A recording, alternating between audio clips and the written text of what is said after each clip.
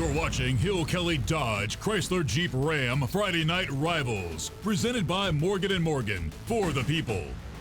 Good evening, everyone, and thank you so much for tuning in. We appreciate that very much. It's week 2 of Friday Night Rivals. Tonight, we are live from Washington High School. It's the Escambia Gators coming over to Northeast Pensacola to take on the Wildcats. I'm Christian Garman along with Jeff Price. And Jeff, boy, it feels great out here. It certainly feels like football weather. It is football weather, and I know you're stoked about tonight's game. Oh, absolutely. I mean, the weather, the way it is with everything, beautiful weather after Hurricane Sally. People are starting to recover.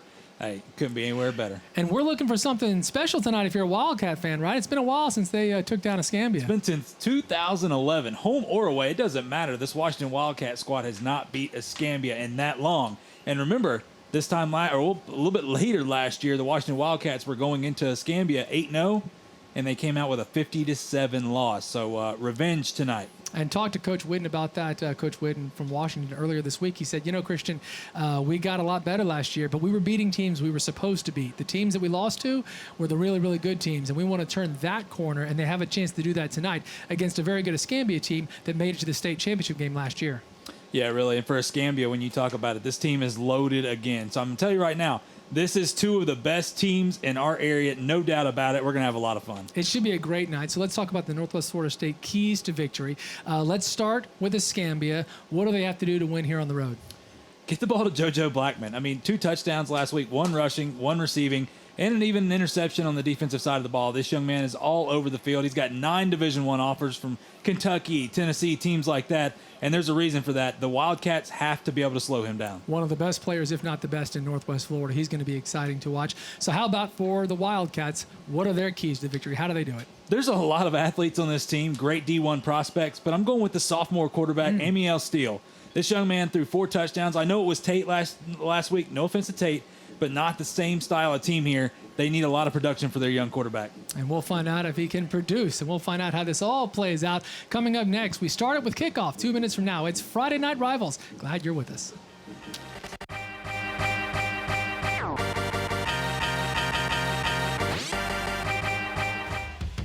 Just after 7 o'clock. Glad you're with us, everybody. Friday Night Rivals, a truly beautiful night on the Gulf Coast. Nice and cool, completely clear.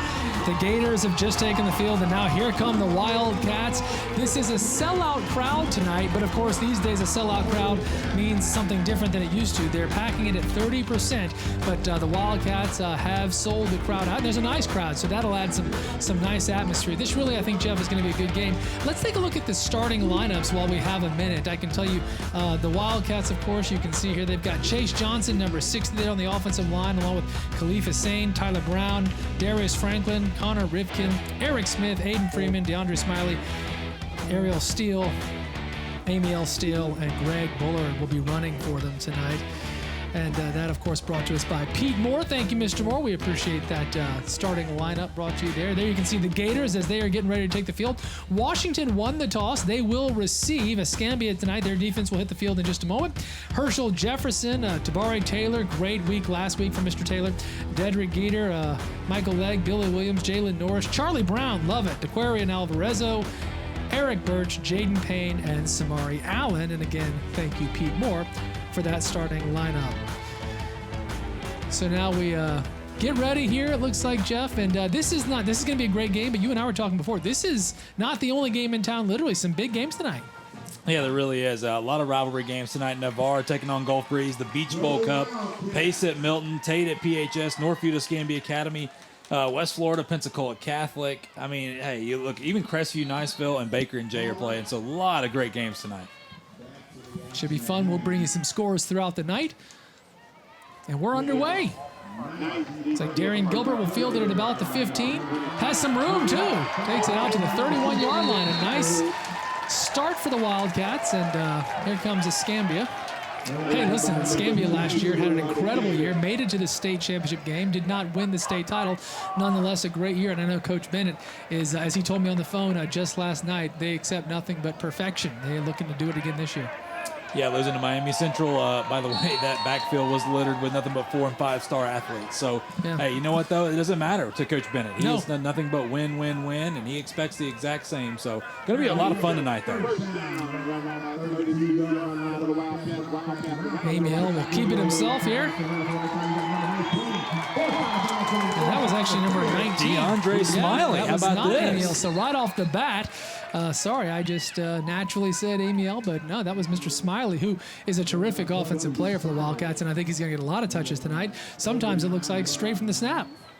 Yeah, absolutely. And another guy to look out for is obviously to the bottom of the field right there, number 5. You see him lined up by DeAndre Smiley. Eric Smith Jr., young man goes 6'4", 6'5", whatever you want to call it. He is an absolute monster and a hard commit to Middle Tennessee State. So going to be a lot of fun to watch him on Saturdays next year. So right off the bat, a long first down for the Wildcats on the sneaky start there.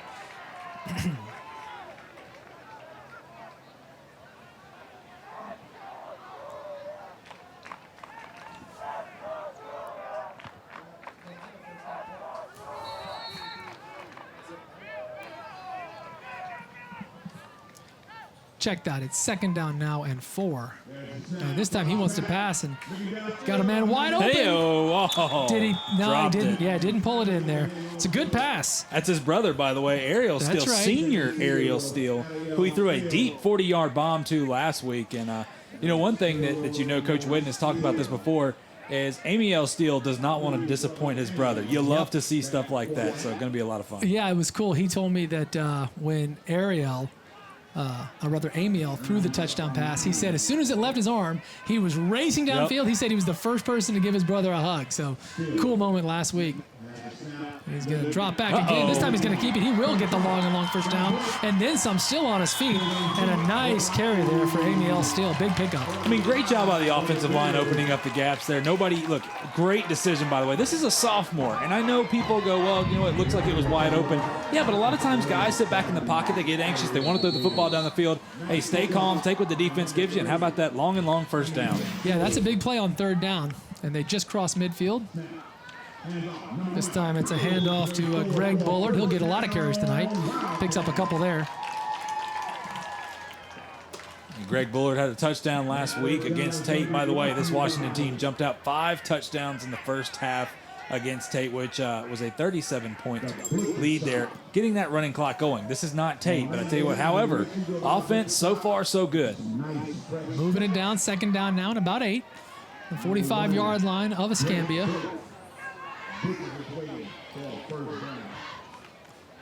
Amiel wants to pass right over the middle there. He's got his man too. And that's a pickup. A couple yards shy. That's number 25. Gilbert. Yeah, Gilbert makes the catch there. Looks like it'll be just shy of a first down. It's going to be 3rd down and about 2. And that's what you got to do. Dink and Dunk gets this defense, because I tell you what, that's a good defense on the other side of the ball, especially the linebacker positions. Ooh. Ariel Steele. There you go. First down. See, this is what I love about Coach Whitten's squad. These guys out here, remember, there's a lot of guys from that 0-10 team. They go 8-0 last year. They play Escambia. They get blown out 50-7. If you're telling me right now Coach Mike Bennett didn't make a statement of that game, you're fooling yourself. And hard counts like that on 3rd and short, that's gimmies. I mean, that takes a veteran line right there to get it done. Leads to a long first down now at the 35-yard line. This time they're going to hand it off again. And that's a big run from Mr. Bullard, who gets out to the corner and picks up about 4 or 5 there. And, you're right. Again, Coach Whitten flat out said, he said, Christian, no disrespect. He wasn't being disrespectful, but he said the teams we beat last year, we were supposed to beat the teams that we knew would be tall orders. Sure enough, beat us. And Escambia was right at the top of the list. So he wants this year to be different and go that next level. And we're going to have too many men on the field. That's going to be the penalty on the far side of the field, as an Escambia player took his time getting off. And look, I don't know if Washington noticed that and went fast, but regardless, it's going to be a penalty. It was a free play. Great job regardless. Yeah, big catch by Aiden Freeman, who's a junior there. There you said. That penalty is going to be declined. First down. How nice is it to have a microphone on the ref? That is awesome. Great job to the Friday Night Rivals production crew hooking that up. So there you can see. A lot better than us talking about, hey, what we think trying to figure out what we think it is. Exactly. No, I love this. Long first down, and the Wildcats keep moving. Amiel still leading. This is a sophomore again. I just get excited about young players like this in big games. They're looking good so far. Here we go. Little pitch there, and that's going to be a big gain again. It gets out on the corner, all the way down to the 9-yard line. That's Aiden Freeman, who made a big play moments ago. Does it again here. Hey, you know, Christian right there, I don't know if you know this or not, that right there is a genius play. The reason I like that is typically used to you a few years ago, we saw that ball pitched behind him, you pitch it in front, and you pitch it in front in case he does fumble it, it's an incomplete pass. Smart, love it. So we got a Looks like we have, timeout on the field with just 2 minutes in. So we're going to take a break. It's Friday Night Rivals, Washington on the move. You're watching Hill Kelly Dodge Chrysler Jeep Ram Friday Night Rivals, presented by Morgan & Morgan, for the people. We're back. Happy Football Friday, everyone, in Washington. Moving down the field just a couple of minutes into the game. 9:52 to go here in the first quarter. And there's another play. They did it again, Jeff. Yeah, they did, and they're going to be, looks about a yard shy, a couple yards shy. It was no gain right there. This is where it gets tough for Washington. You pin this really good defense of Escambia in tight quarters like this inside the 10, and this is where really good teams that are going to make playoff runs, they punch it in. So, hey, once again, this is not Tate. No offense to Tate Aggies out there. This is not the same style of team. Interested to see if the Wildcats can get it done. Well, I'd say either team has a chance to make a statement about what to expect from them this season tonight, and Washington would love to make that statement. It's third down now, and a couple. Boy, that's a big offensive line. There's a lot of big boys up front. Amiel rolls out and has nothing, and that's going to bring up fourth down. So see if the Wildcats decide to take the field goal or go for it. Hey, really good job by the Escambia defense right there, not falling for play action, rolling out Amiel Steele, hoping to get his man Greg Bullard out there in the flats. Didn't happen. And you know what? Even better decision by Amiel to be able to throw that football away, and you got a good kicker in Kaya Storniolo. He doesn't miss, so let's find out. Well, thanks for the jinx. That's true. This will be about a 25-yarder. Not much different than an extra point.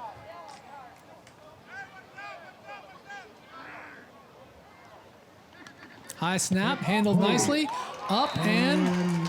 Well, that's my fault. That's on me. You. How about he pulls it left, and so Escambia comes away with the stop. The Wildcats get nothing, and what was looking really good for the Wildcats turned into a great moment for Escambia now, feeling great about the fact that the Wildcats get nothing. So now that the Wildcats will take over, or rather the Gators, let's take a look at the starting lineups here from Escambia specifically first, and of course brought to us by Pete Moore, and we're going to take a look at that here in just a second. JoJo Blackman, you mentioned him off the top, Jeff. We're going to say his name all night, just a premier player. Jaden Milliner, Devontae Bettis, Jalen Blackman, of course. That's JoJo's brother, if I'm not mistaken. Rennie Prim Jr., the quarterback. Should be fun to watch. Tyshawn Key. And we're up and rolling here, but we've got a flag. False start, offense. It's a 5-yard penalty.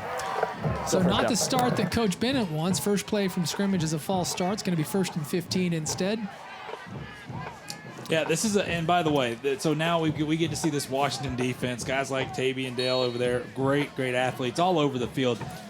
Once again, this is very, very impressive. You see the Washington defense: Jalen Lewis, Mason Scruggs, Keyshawn Crenshaw, Jordan Lowry, Peyton Daniels. Like I said, Tabby and Dale playing that linebacker position. Even guys like Darian Gilbert and Santonio Coleman. Hey, you know what? A lot of athletes on the other side. And look at this. Look at this right here. Big stop there. Rennie Prim hands it off to Bettis, and Bettis goes nowhere. Loses a couple, so not a great start. Look at this. Heating and air conditioning instant replay. Monte Betty's young man. There's going to be a lot of blue in your face tonight. Let me tell you, Jeff, I said to Coach Wade, I said, what's the one thing you feel like you can count on more than anything else? He said, my defense. He said, hands down, and it's true every year. Last year, they pitched shutout week after week, and again, looking good already here. Second now and about 18. This time, Prim's going to throw it long, and he looking for a flag there. We do get the flag. We sure do get the flag. Boy, oh boy. I don't know. I thought that was a really good acting job by JoJo Blackman. Well, we'll find out here on the Peden replay. It looked like he may have gotten held up a little. Not sure he would have been able to catch up to that ball anyway. It was way overthrown. But you can give a guy like Blackman the benefit of the doubt. Here's the call. A play, pass interference on the defense. Be 15 yards from the previous spot. Still second down. All right, so it was second and about 18. That's a huge break here. Let's see. I don't know if we're going to see it. Oh, we might. I don't think so. And again, the ball was so overthrown. I think it was going to be uncatchable. Doesn't matter, though. It's going to be now much shorter. It was second and 15. Now, they've got it marked on the sideline. There we go. I was going to say as third down, but they've changed that. So it's second now and about 2. JoJo Blackman got a little bit of theater maybe at the next level. Maybe so. Some acting there. Hey, it works. Well, Go again, for it. a guy at his level is gonna get some calls maybe. Boy, there's just nothing doing up front right now. Wildcat defense said. Gracious. Might be a long night for Devontae Bettis. You see number 2 Peyton Daniels right there on the tackle, along with a host of Wildcats. This is not what you see. Because remember, Escambia's offensive line is pretty darn good as well. Noah Watts, Jaden Payne, guys like that. Even Brennan Smith. Brennan Smith, I love the story. Young man goes out here and he loses a little bit of weight, comes out, gets himself healthy. And you know what? Another guy, once again, that'll be going or leaving Escambia here soon and going to play at the next level. We get a lot of that around here. Third and short now. From right at the 29-yard line. Escambia would love to convert here, keep things going. Another handoff right up the middle, and that's going to be close. He's right at it, Jeff. Yeah. Hey, if you're Washington, you'll take it. It's a long first down. It's going to be tough to get those big plays deep downfield. JoJo Blackman, like I said, number 1 at the top of the show here. Look, he is the one. He is the go-to. He's the guy that makes everything tick. Just not sure if they're going to – I feel like they're going to double him over the top, and you have to double a guy like that. You cannot allow him to get the big plays that he had against West Florida last week. Maybe triple a guy like that. There you go. From the 35, the drive continues. First and 10 at the Gators. They've got trips, Jeff. There it is, trips. I'm learning. Yeah. Quick pass here. And again, going nowhere. That's Jaden Milliner on the catch, and he's forward progress will probably mean he loses a yard or so, not 10. But, man, Wildcat defense is pumped. Darian Gilbert, young man, welcome to the party. Great job reading the eyes. He knew what was coming right here. That's a young man that watches some film. And, look, holds him up. Has the welcome party come join it here. So I tell you what, this is good news right here so far for this Wildcat defense. And again, it ends up being a loss of about 3. So it looked worse than it was. It was not the loss of 12, but nonetheless, another big play. And the Wildcat defense so far, Jeff, living up to the hype. Yeah, I tell you what, the Gators have to be able to throw the football down the field, or at least take a shot at some point. Rennie Prim can throw the football. That's watching some 7-on-7 film of him. He is the real deal back there. Yep. And can make some big plays with his feet, too. He's going to throw it here. And sure enough, that's Milliner again, who's got some space and tackled at about the 36-yard line. And it's going to be third down and about 6. Great job breaking down, making the tackle. Hey, good pass right there. Get some yardage back. Get yourself, a little bit manageable. Looks like 3rd and 5, 3rd and 6, nonetheless. But I tell you what, the speed of that Wildcat defense is what's so impressive right now. They're looking real good. It's the bread and butter. It was last year. Last week, they pitched a shutout against Tate, and they'd love to do it again tonight. They definitely take a lot of pride in that. In fact, I've seen here in the stands tonight the classic D with the fence. So the crowd is aware that that's the specialty. Third down, about 6 now.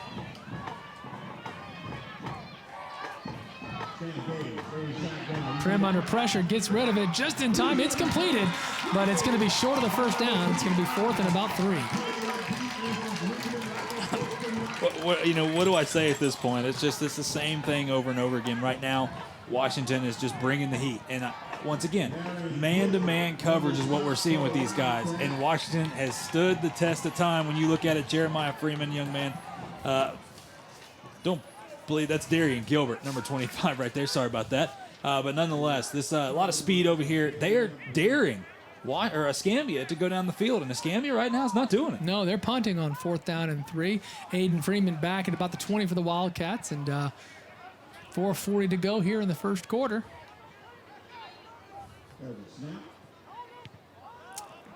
Punt is just fine. Going to take a great bounce, but giving Freeman a chance to make a move. A little stiff arm action. He's running out of space quickly. And drops the ball, but quick on the draw. Thankfully for the Wildcats, that would have gone bad quick.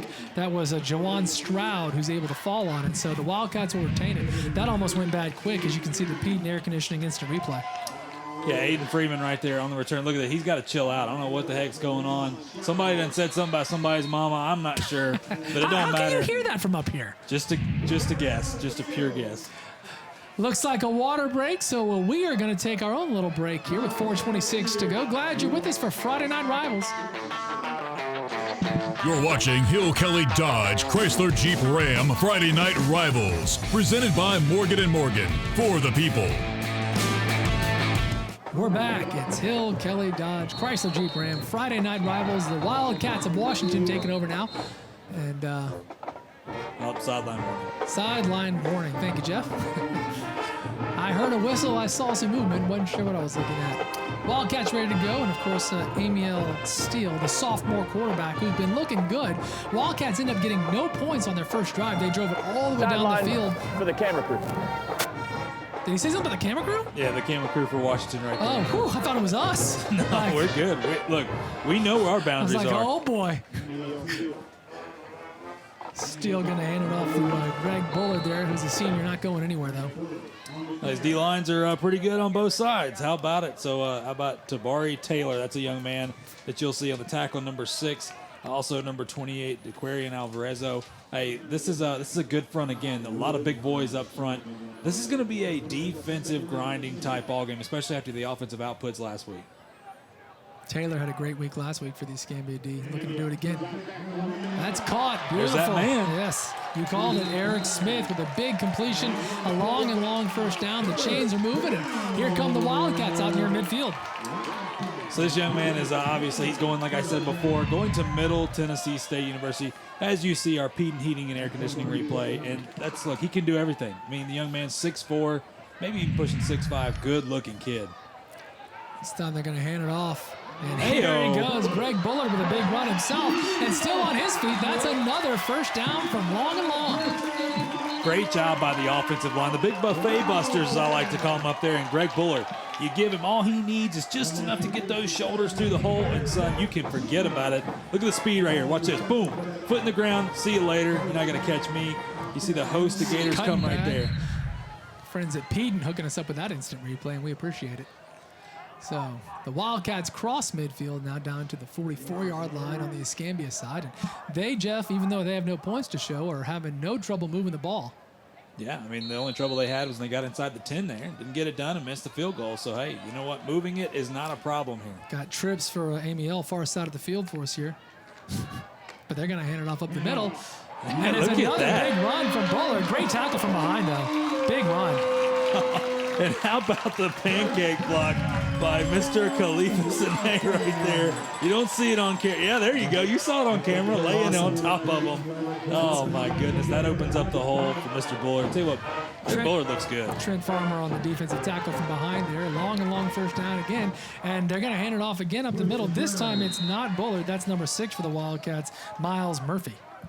Yeah, you look at the offensive line for Washington. I tell you what, Alex Leatherwood, the young man that will be playing on Sundays as he's been dominating. Oh, not just Saturday, playing on Sunday. Yeah, playing on Sundays. Mr. Alex Leatherwood, maybe you've heard of him, playing for the Crimson Tide of the offensive line here. This is his alma mater. A few years ago, this was him out there, so you know he's got to like what he sees so far. Second down and long. We've got whistles on the field. It's like encroachment on the defense. Defense. That 5-yard penalty is still going to be second down. Second down and about 3 now, thanks to the encroachment. Hey, you were quick on the encroachment call there. Oh, typically before, I mean, they even snap the football. That's about the only call you can make is encroachment. Yeah, but even still, you're known for your ability to call encroachment quicker than most.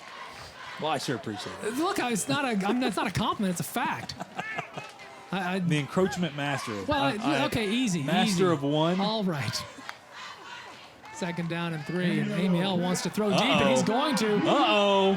Oh. Intended target was Aiden Freeman. Boy, I'll tell you what, though. He's got an arm, man. He is not afraid to show it off. I believe that.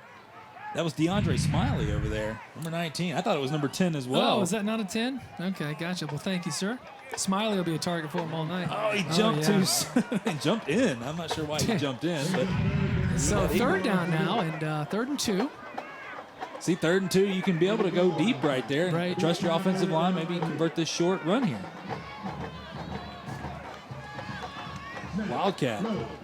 And he's going to convert that first down from long, and the Wildcats' drive will continue now down to the 19-yard line. We saw this earlier in the game. DeAndre Smiley gets into the Wildcat formation at the quarterback position there for the Wildcats, running the Wildcat. How about it?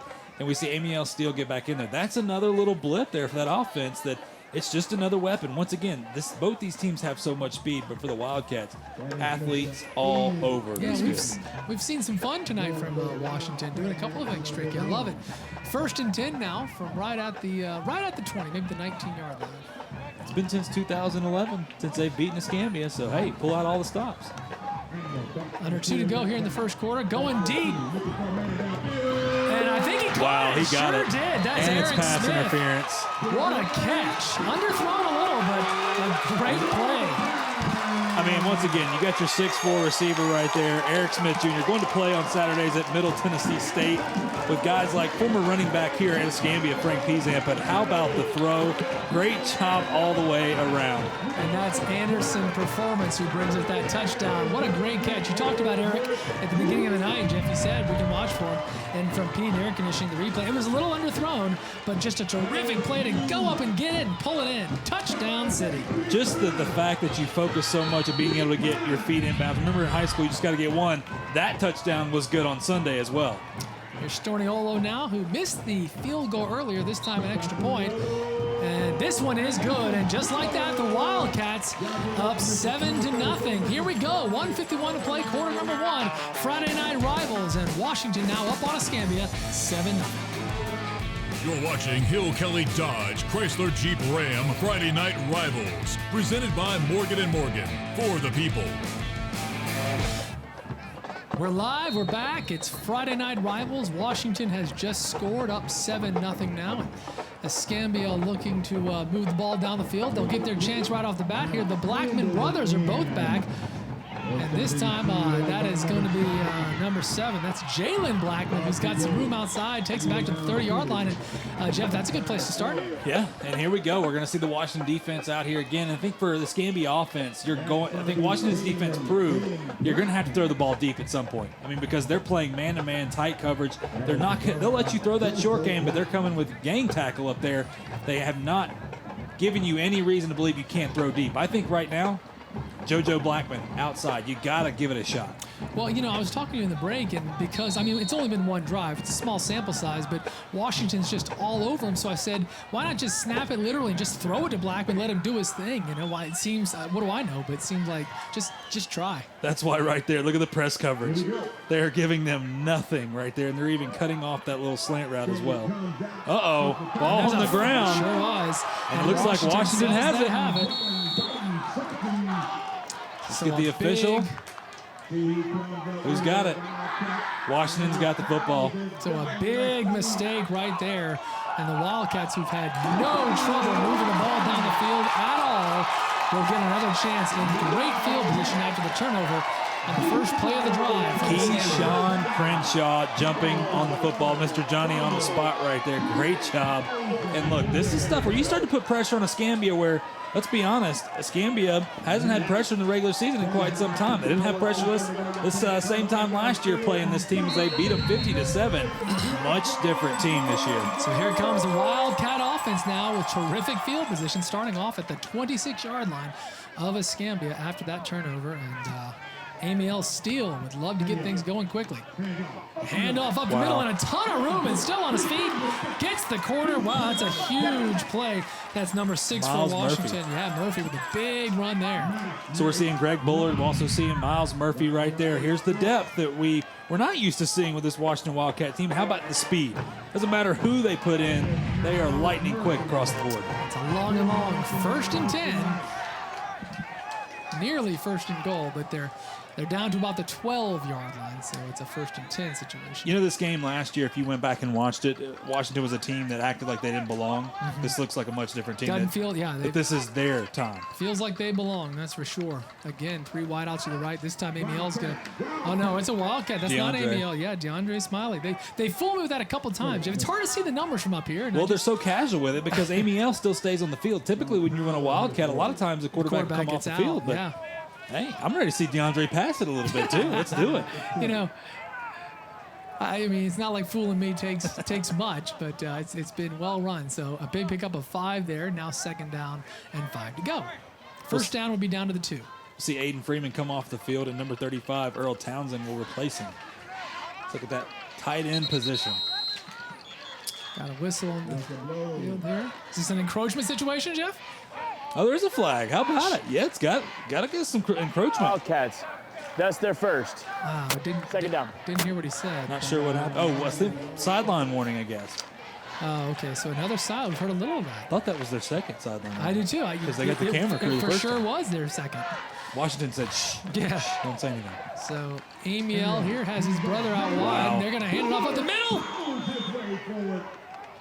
Doesn't get into the end zone, but man, mighty close. Yeah, Greg Bullard again. Just a little bit of a lightning rod there. Great job by that offensive line again, getting the push. And that defensive line for Escambia is no slouch. Tell you what, this is where they struggled last time. We got a 3rd and short. If you're Washington, you got to find a way to put it in. And I don't think we'll get the playoff before the end of the quarter as the clock winds down, as you can see. That'll do it for quarter number 1. It is 7-0 Washington here on Friday Night Rivals, but the Wildcats knocking at the door once again. 3rd and 2 when we come back from about the 3. You're watching Hill Kelly Dodge Chrysler Jeep Ram Friday Night Rivals, presented by Morgan & Morgan, for the people. Well, they snapped it literally a second before we came back. I can tell you it was a rough play for the Wildcats, a fumbled snap, Should've and waited. a big loss. You see the heating and air conditioning replay, instant replay right there. You see DeAndre smiling that Wildcat again. Oh, should have waited. Should have waited for the TV crew. So with that in mind, it is now 4th down and long, and it looks like that's going to lead to a field goal attempt for the Wildcats, and I know they're disappointed. We're reporting live, of course, this evening from the Northwest Florida State Sports booth and bringing you a great view from Northeast Pensacola. Quarter number 2 just underway. Washington up 7-0. Chance to make it 10 right here. Kaya Storniolo. Yep, got a good leg. Low snap on the bounce, and that's not going to work. So The fire call, throw it. Just throw you got to get rid of it. He will get rid of Uh-oh. it. He actually has a man, and that's caught. Oh, my goodness. That's Ariel still on the catch. Peyton Daniels on the throw. I do see a flag. I do back. see a flag. Yeah, it's offensive pass interference, and it's just a terrible decision by the So young it's man. going to be all that where it's a pass interference. It's going to ruin it. Oh, man. It's a terrible decision by the young man. Man, you hate this. The ball was actually, the defender was way too short. Should have taken a couple steps back. He did not have to push him. He did. Pass interference of the offense. Be 15 yards, still 4th down. So now that's really. Here we go, Here's right? another look at it. I mean, watch this. You're going to see it, and you're going to go, oh, come on. Let's see if we can Incredible get it. play from Peyton Daniels, who See if we just can get a camera view on it. rolled out, got it off. Right there. Yeah, Boom. You're right. There was No no sense. need for it. No sense of it. Well, what's really interesting is now it's 4th and very, very long and possibly out of field goal range, although it looks like they're going to give it a go. It'll be a 42-yarder now for Storniolo oh, man. on So 4th much and excitement. 25. So much excitement. Oh, I feel bad for Peyton Daniels who threw that pass. That's a beautiful Oh, pass. yeah, that was an Beautiful. incredible play. Being able to buy some time there, great job. All right, so Storniolo now a chance to make a bomb. Another low snap. I think it's got plenty of leg. He got it. Wow, 42-yarder. So a magical moment here. And the bow and arrow to That finish. makes it 10-0 Washington. Wow, what a great moment for Kaya Storniolo and the Washington Wildcats, now leading at 10-0 early on in the second quarter. It's Friday Night Rivals. We're going to take a break. We'll be right back. You're watching Hill Kelly Dodge Chrysler Jeep Ram Friday Night Rivals, presented by Morgan & Morgan, for the people.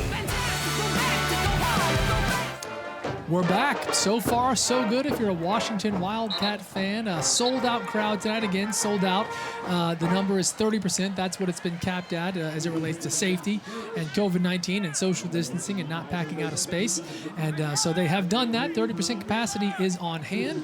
And if you're a Wildcat fan, Jeff, you're feeling real good because not only is it 10-0, but you've just had no trouble moving the ball up and down the field at all. Yeah, but you've had 2 missed opportunities that you wish you could get back. Now, you did get that field goal by Kaya Storniolo, but once again, the first drive of the game. I know we're all excited here. Hey, you know, they're moving the football, but I can tell you right now, Coach Whitten is not – he's happy, but he's not excited from what he's seen because they've had a couple opportunities where they should be up 3 scores right now. Yeah. Jalen and JoJo Blackman are back again for Escambia. Either one very capable of making a big play on the fly. So we'll see if something happens here as we get rolling again. That's going to be Jalen who gets a chance at about the 2. Runs right into a defender. And Byron Jenkins, great job. Only gets it to about the 18-yard line. Finally goes down, but none of that's going to matter for the progress. We'll start this drive, I think, Jeff, at about the 18. Not real sure what the refs were waiting on to blow that whistle. He drug him all the way about 15 yards to the sideline, but hey, great job. I think they wanted to see, like, can they get him down? Look at our scores right here. That's what I'm talking about. You mentioned, Jeff, this is, for week 2, got a lot of interesting games tonight. Yes, a lot of them. You see Jay ahead of Baker right now, 7-6. Really interesting. Fort Walton Beach and Choctaw. Hey, next week we'll be at Escambia, so we've got Escambia tonight on the road. We'll be back at their place next week, and Catholic, the Crusaders, cruising on over, so that should be fun. And by the way, Pensacola PHS is up on Tate 6-3 right now in the first quarter. Here we go. Boy, tough sledding. Yeah, not getting anywhere. That's Devontae Bettis, who's not been able to do much all night, and it's not his fault. That Washington defensive line is looking really, really sharp. Second down. And hats off to that defensive line because this is a extremely well-coached offensive line on the Escambia front. Big old boys up there. A lot of these guys were on that team last year. They went to the state championship. They lost to Miami Central, so this is a veteran line up there.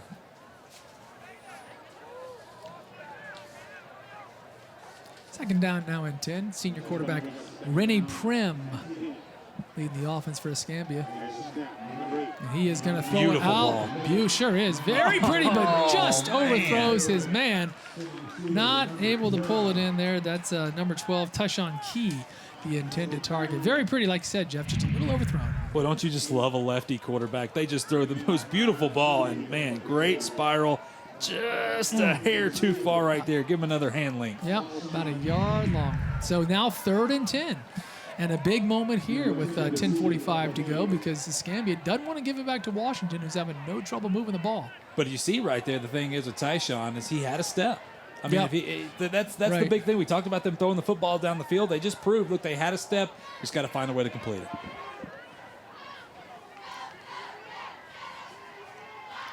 Boy, man-to-man across the board right here for that defense. Prim with another great-looking pass to no one, though. It's going to be 4th and 10, and I think we're going to see the punting unit come on for Escambia and another big chance for Washington. Yeah, somebody had done the wrong route right there. That's all I'm going to tell you on that one because beautiful pass. I think somebody was supposed to cut out or cut in no matter what. Look, harmlessly falls to the turf, but once again, Washington gets the football back. Sure do, and Aiden Freeman will be back to receive, and I'll tell you, Jeff, he's setting up at about midfield, so could be a real go. Check that, actually, he's moving back now to closer to the 40, it looks like. Yeah, you saw Coach Bennett right there, not happy with their performance so far. No. He knows this is an extremely talented football team to be down 10-0. He knows they should be down more at this point. Yeah, it has not been a good night, and another chance now. That's going to go out of bounds at the 48-yard line, so Washington will take over at almost midfield, and we'll see what they can do. Jeff, at this point, we know Storniolo's good from 42 yards, so they're not that far from field goal range already. And, I will say this. Remember, Escambia's a team that made it to the state championship last year. Coach Bennett, always aiming for excellence. If you're Washington, you're feeling good, you're up 10, but you also know a lot of football to go here. We ain't done nothing yet. Yeah, a lot of points left on the board, and you hope that doesn't come back to haunt Washington because, once again, this defense from Escambia is just an interception away from making this a big-time ball game. But Amiel Steele has done a fantastic job back there. Ready for action. 48-yard line. Great position for Washington. Amiel throws it over the middle, but gosh, had a man, that's Aiden Freeman, and I think Freeman had some room to run too, Jeff. Yeah, and he knew he had some room to run. Aiden Freeman, young man, catch the football first. That's the first and foremost thing you got to do. He knew he had room. He was trying to see what step he was going to make next because tell you what, with the speed he has, he could have been gone all the way to the end zone. Woulda, coulda, and shoulda. Therefore, 2nd down and 10 now. Look at that trips to the top. How about Trips. This time they're going to hand it off the middle, but we've got whistles here. And, that is not encroachment, by the way. Could be a false start, perhaps. We'll find out. Look at you. Dead ball. Encroachment. Oh, it was Defense. encroachment. You know, That 5-yard penalty. Wow. Still I second down. have gotten soft. How about that? I did not there see was a that. time when I knew if you called encroachment, it was encroachment. At this point, I don't know what to believe. I don't either. I would say 2020, but this has been my whole life, so just going to stick with it. So second down now. It crosses midfield. Second down now and 5 right at the 48 or 47, I should say now, on the Escambia side. Amiel out of the shotgun. Well, look at that pocket. Still wanting to throw, and sure enough does, and has his man. And that's going to be a first down. That's number 19, DeAndre Smiley, who's going to have a big night, already is. 1st and 10. I can't tell if that's a flag. I think it's a flag at the top of the field there. Is it? We see a replay. Interested to see what this is going to be. I'll tell you, Jeff, I'll hush when the ref makes his call. What I like about the play from Amiel, even if it's coming back, let's get this call real quick. Live ball foul. Illegal shift on the offense.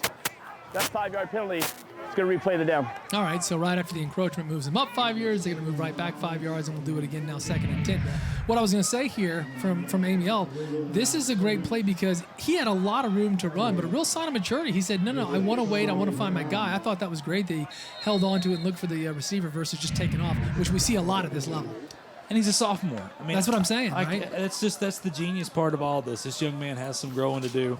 And, yeah, great job. And you look at the pocket, even though it broke down there at the end, you could literally, if I had like Tony Romo does on Sundays, have my little pen and draw on the screen, you just see the perfect little U shape right there in the pocket. Great job by the offensive line. All right, this time it's back to 2nd and 10, and Amiel wants all of it and then some. He's got his man open, just overthrew it by about a yard. Woo, mercy, that was close. That's DeAndre Smiley, who almost had a huge play. Woo, check it out, peek and replay here. Oh, man. Oh, Just no shortage unloads of and- fireworks. look at this, I love he it. knew he was going to get just mashed in the pocket there and throws it with enough air for his guy to go in and get underneath it. It's just a little too strong, young man. Fun play, though. It's fun to watch. 3rd down and 10. And the thing is, he stepped up and threw that in the pocket as he was getting hit. That's, once again, very impressed with Amiel. So it does mean 3rd and 10 now from the 48-yard line, which is right where the drive started. We've had a couple of penalties pushing it back, pushing it forward. Amiel's got his man again, and this time it will be a big gain. Still on his feet, that's Greg Bullard out of the backfield, and it's going to be a long, long first down. And if you notice something with the linebackers here for Escambia, early on in the game, applying some pressure. Right now, they got to sit back because they're able to throw the football down the field. That offensive line's giving them time. Look at the hesitation, number 44. Who do I get? Who do I get? Too late. Greg Bullard's gone. Yep. 1st and 10. Low snap. Nice play from Amiel. He's widening out again. And does a nice job of just about getting back to the line of scrimmage. Didn't have anything held on to it. Looks like Let's see if we got a flag. Got a hold. Yeah. So that's going to be a loss now. Holding on the Wildcats. A lot of penalties here in the second quarter. Yeah. And remember, that it's not surprising. I mean, they got very little practice because of COVID and then Hurricane Sally. They didn't get spring training. They didn't get to work out in the summer. I mean, all the sorts of things you're used to. Talking last week as we headed into our game, the coaches both agreed, look, it's going to be sloppy for a while, and notably said this will probably benefit the defense, at least for the first few weeks. So now 1st and 20, right back to the 43-yard line. Handoff up the middle, picks up just a couple. That's just a yard or two. So it's going to be 2nd down and still quite long. A great tackle right there, bro. Samurai Allen, young man, clogging a hole. Not sure how much he weighs. I don't have his height and weight. I can tell you right now, he's built like a Mack truck. Got it. All right, 2nd down, about 18.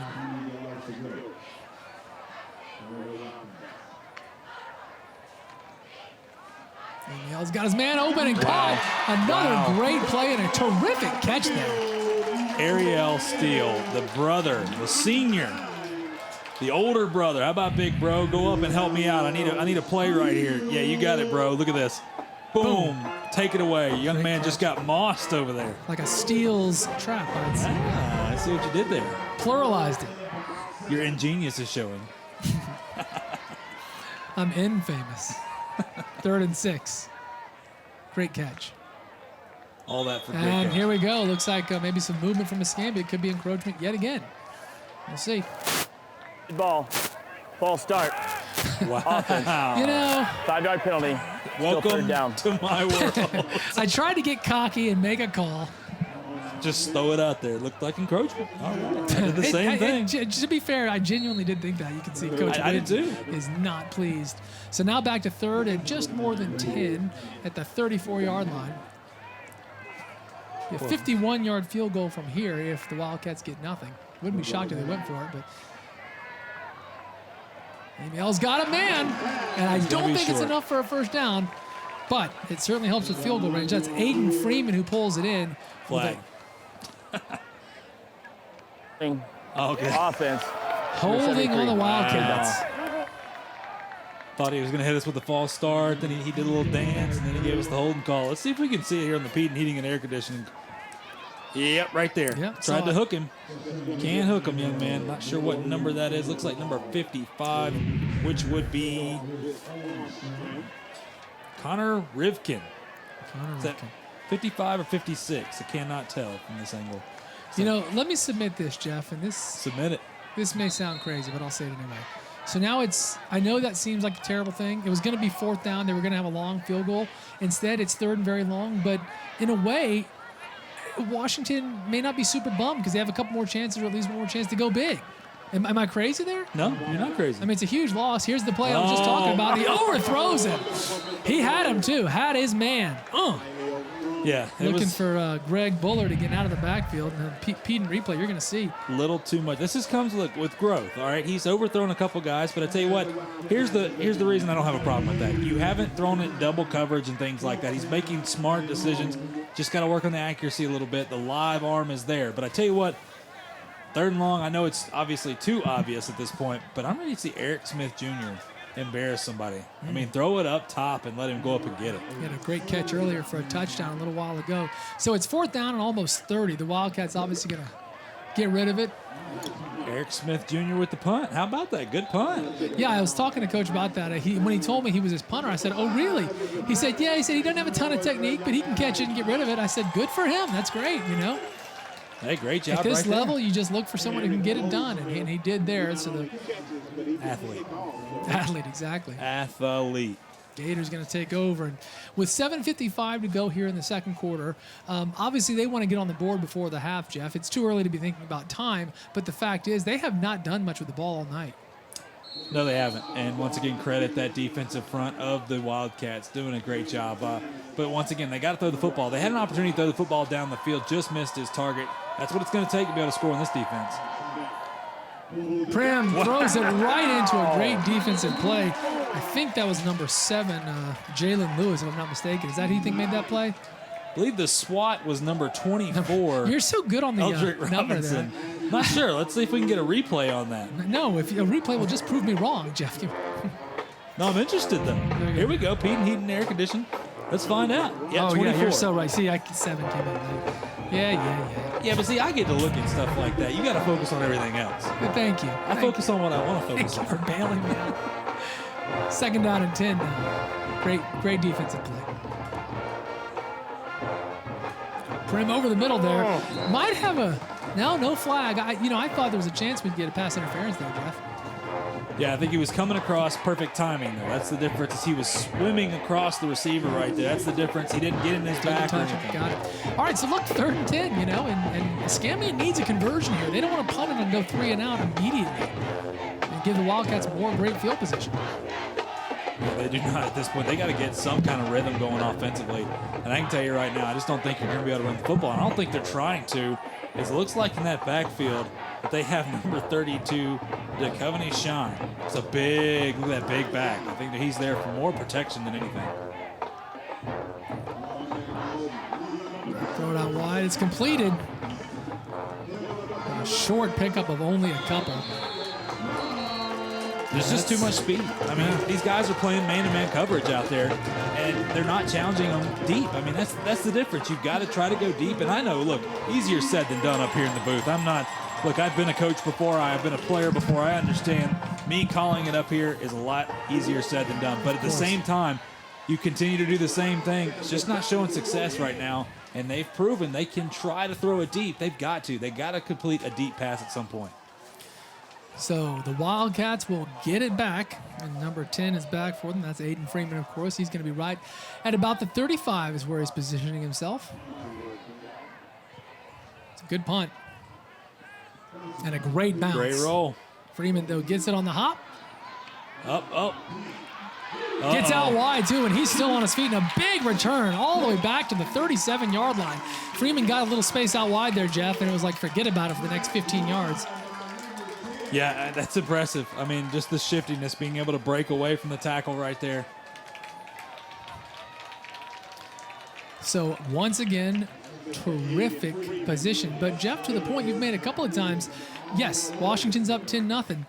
They could be up about 20-0, and you know Coach Whidden doesn't want to come up short yet again. He wants more points on the board because I don't think you can ever count Escambia out, especially with a guy like JoJo Blackman. No, and that once again, that coaching staff, you know, for Escambia, one thing that they're just one of the best at, and this is how you continue to play at a high level, is at halftime you go make adjustments. They're going to make some adjustments at halftime, getting these guys' heads, and I think they're going to come out firing. That's why it's important to get these points while you still can.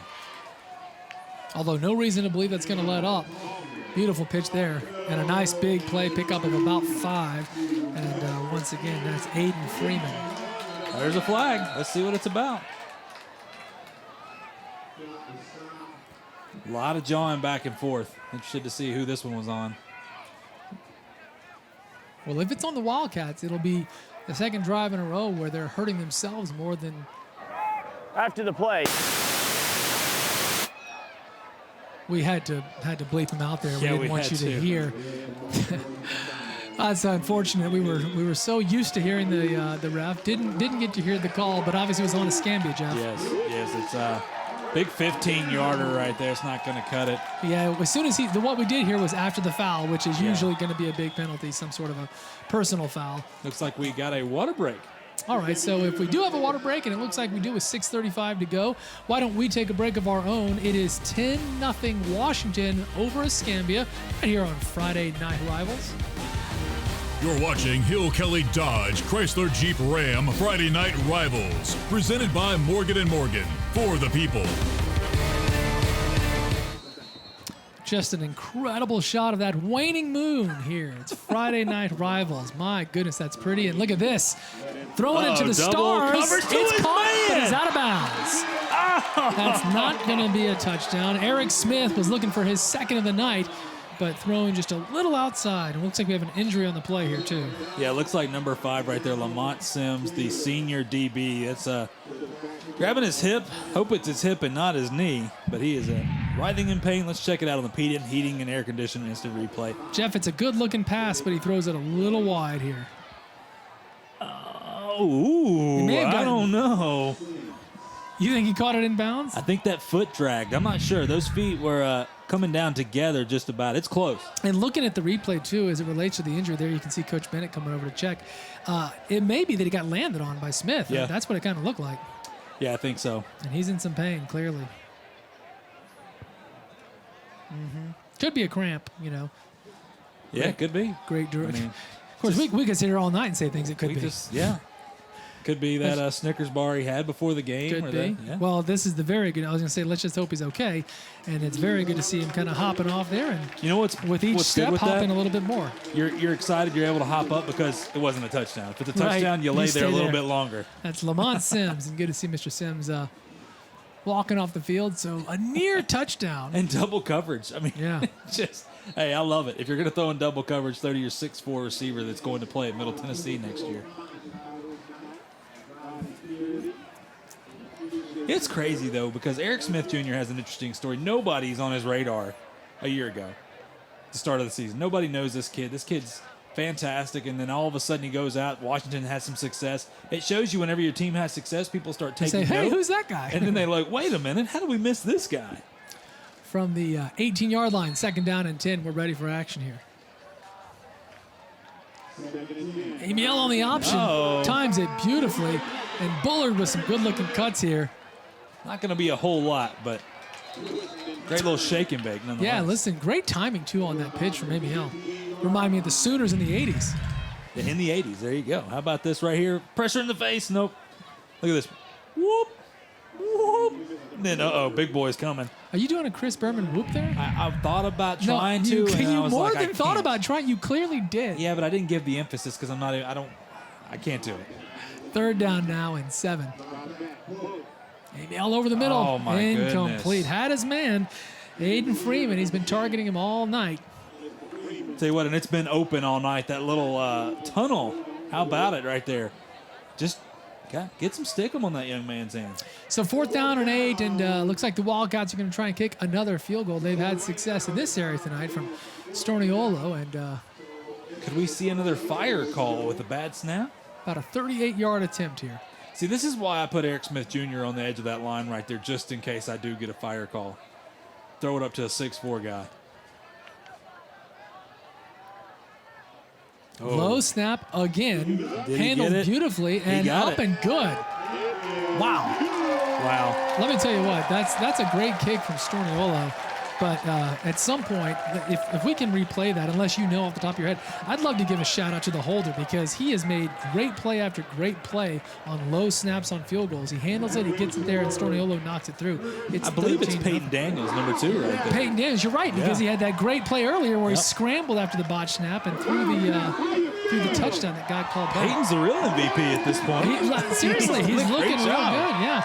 And so has Kaya Storniolo there. Another good kick. Here you can see there. Yeah, there's Peyton. Yep. Watch this. Low snap. He gets it. No pressure. Nah, Boom. it's awesome. That's well done. Seriously, that's really And well look, done. even the little. He knows it's good. I love it. That's great. 13-0. This is great if you're a Wildcat fan. Not so good, though, for the Gators. This Washington team's just playing with a swagger they didn't have last year. You're Last right. year, That's a good way they to were put it. surprised that they were good. I mean, it's almost how they played a little bit like. They played with some, but this year, they know they belong. 100%. I think it's well said. You can feel it. It feels like a team not doubting whether or not they can play with Escambia. That's for sure. Great crowd tonight on both sides, by the way. I know, obviously, with COVID, everything COVID-related going on, great crowd. Looks like JoJo Blackman is the back at the goal line now. Kicked his brother out. What's up with that? Great kick all the way down to the goal line, and JoJo's going to get a chance here. And a really nice return. He's so good. Yes, he is. Back to the 34-yard line. And, Jeff, that goes, again, I get it. It's easy for me to say, but that's why I keep saying, like, we know he's just one of these premier players, if not the best around in this area. What am I missing? Can you, even though the Wildcat defense is all over him, can you not snap it, quick slant, and just let him do his thing? Is it just not that easy? It is and it isn't at the same time. I mean, playing that man coverage, you're trying not to make. That's kind of what I get from this game. You're trying not to make a mistake at this point. And look, it looks like JoJo Blackman's at the quarterback position back there. Well, Am I mistaken? Yeah, that's JoJo Blackman right there. And that may be Coach Bennett saying, let's get him the ball. Let's do it. I swear, Jeff, 20 seconds ago I was going to say, can they just direct snap it? And I'm glad they're doing it because get the ball in his hands. Which they did. Little stutter step, and he gets maybe a yard. You know what would be great is if, like, he's playing quarterback and he just throws it like 40 down the field. He just can rifle it down there. I guarantee he can do it. I mean, he's that type of athlete. That'd be awesome. 2nd down and 9 now. Now, I'm interested to see what they're going to do here. I mean, just what are you going to do at the quarterback position? You're going to go with JoJo Blackman? Are you going to run a Wildcat-style offense? I mean, is he going to be passer? I mean, maybe that's what it is right now. Look, they just didn't get anything going with Rennie Prim. Yeah, and Coach Bennett making an adjustment here late in the 2nd quarter. And at this moment in time, looks like Blackman will stay at the quarterback position. Hey, get your best athlete the ball. Exactly, 100%. High snap, but he handles it nicely, and he picks up about 6. You know what? More like 8. It's going to be 3rd down and short. And listen, Jeff, it's like whatever we have to do to get him the ball. And clearly this is something Coach Bennett was ready for. Well, and I think for your offensive line, obviously to run block is offensive linemen love run blocking way more than they love pass blocking. Just tell your offensive line, full head of steam, let's go. We're direct snapping. Let's go ahead and try to wear this defensive front out and get in the end zone before half. So 3rd down and 2 at the 43-yard line.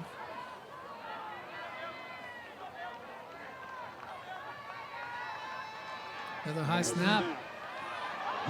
Blackman's got some room and still on the way, and he's got it.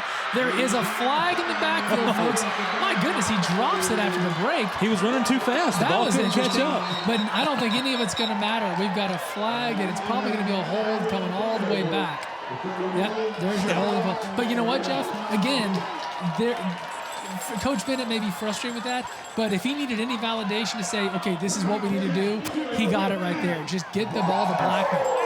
10-yard penalty. Yeah, I believe that was number 32, Duchovny Shine, too. The big back. We just talked about him earlier.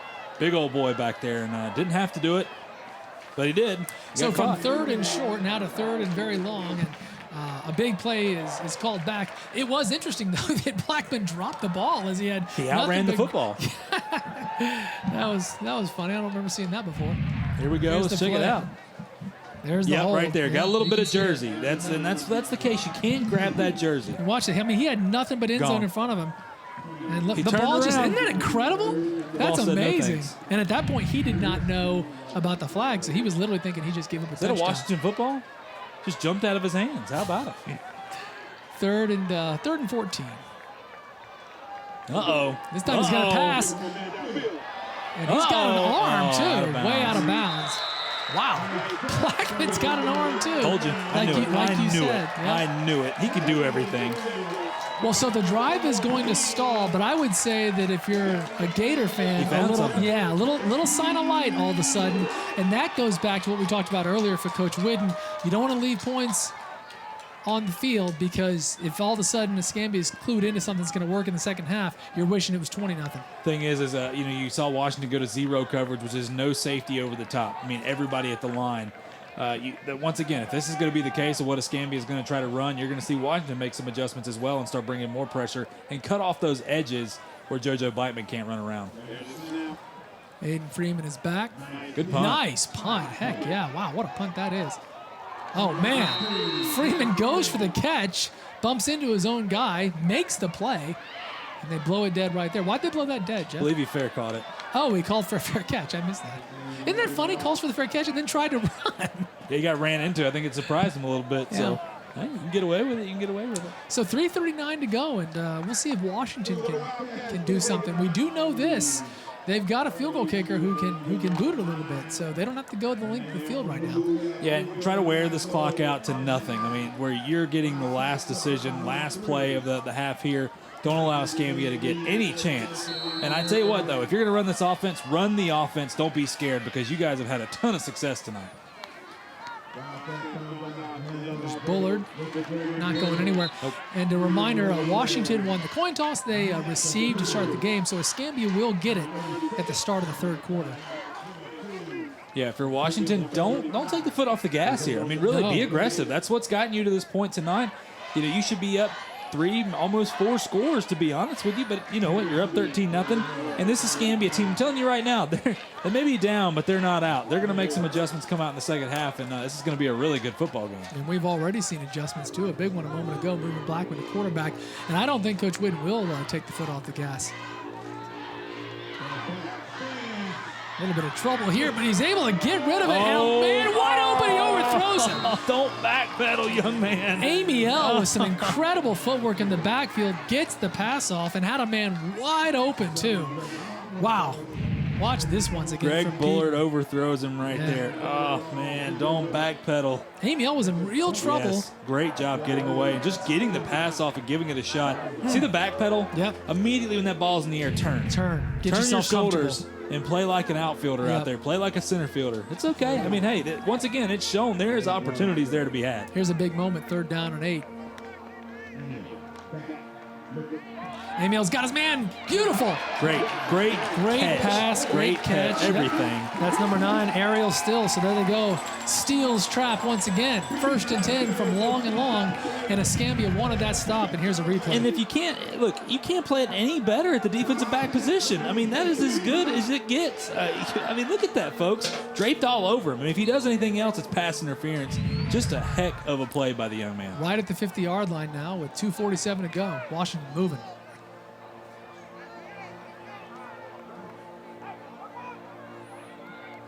plenty of time on the shot clock, now down to 10. Shot clock, game clock. I'm in the wrong sport.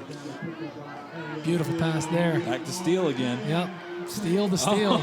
Oh, a little okey doke. How about it? And he gets out of bounds. That'll stop the clock, too.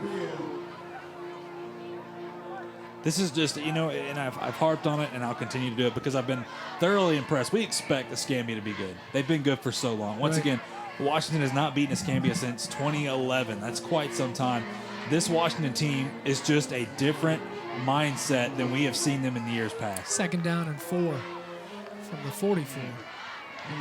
Once again, steal to steal. This time it's dropped, and it's going to be 3rd down and about 4. So that's 3 straight plays, steal to steal. So they're looking to capitalize on the brothers. It's a steal connection right there. How about it? Yeah, 2.5 minutes here. I've been thoroughly impressed with the way they've been able to throw the football. You just continue. I mean, once again, you got 2.5 minutes. You got plenty of time. You can't worry about it. Your defense has played well, so you got confidence in those guys. You got a great kicker. Hey, go for it right here and put it in the end zone. 3rd and 4.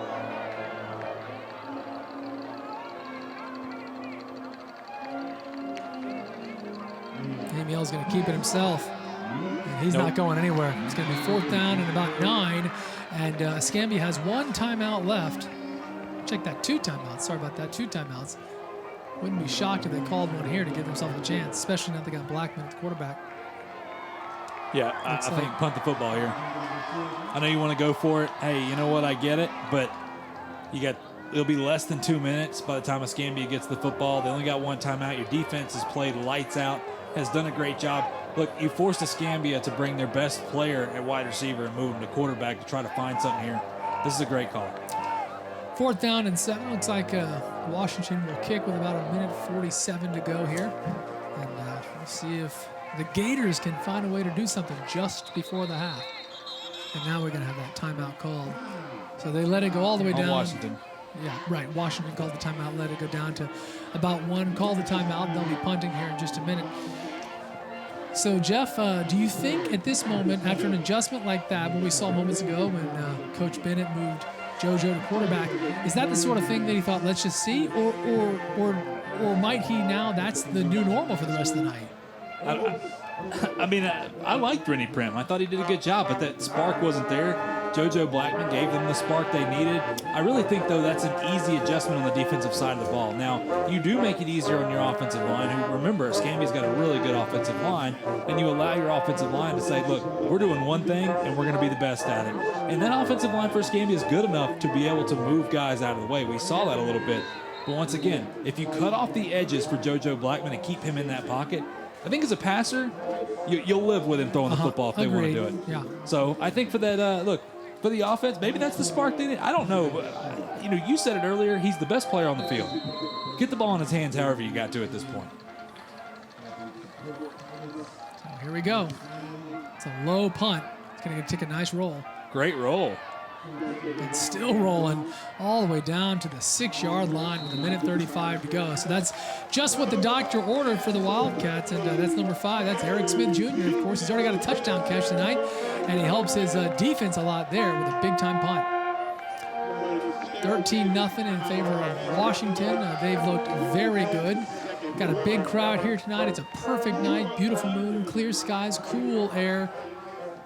Friday night rivals. So glad we're doing it. There was some question, as you know, but thankfully we're making it happen. Thankfully.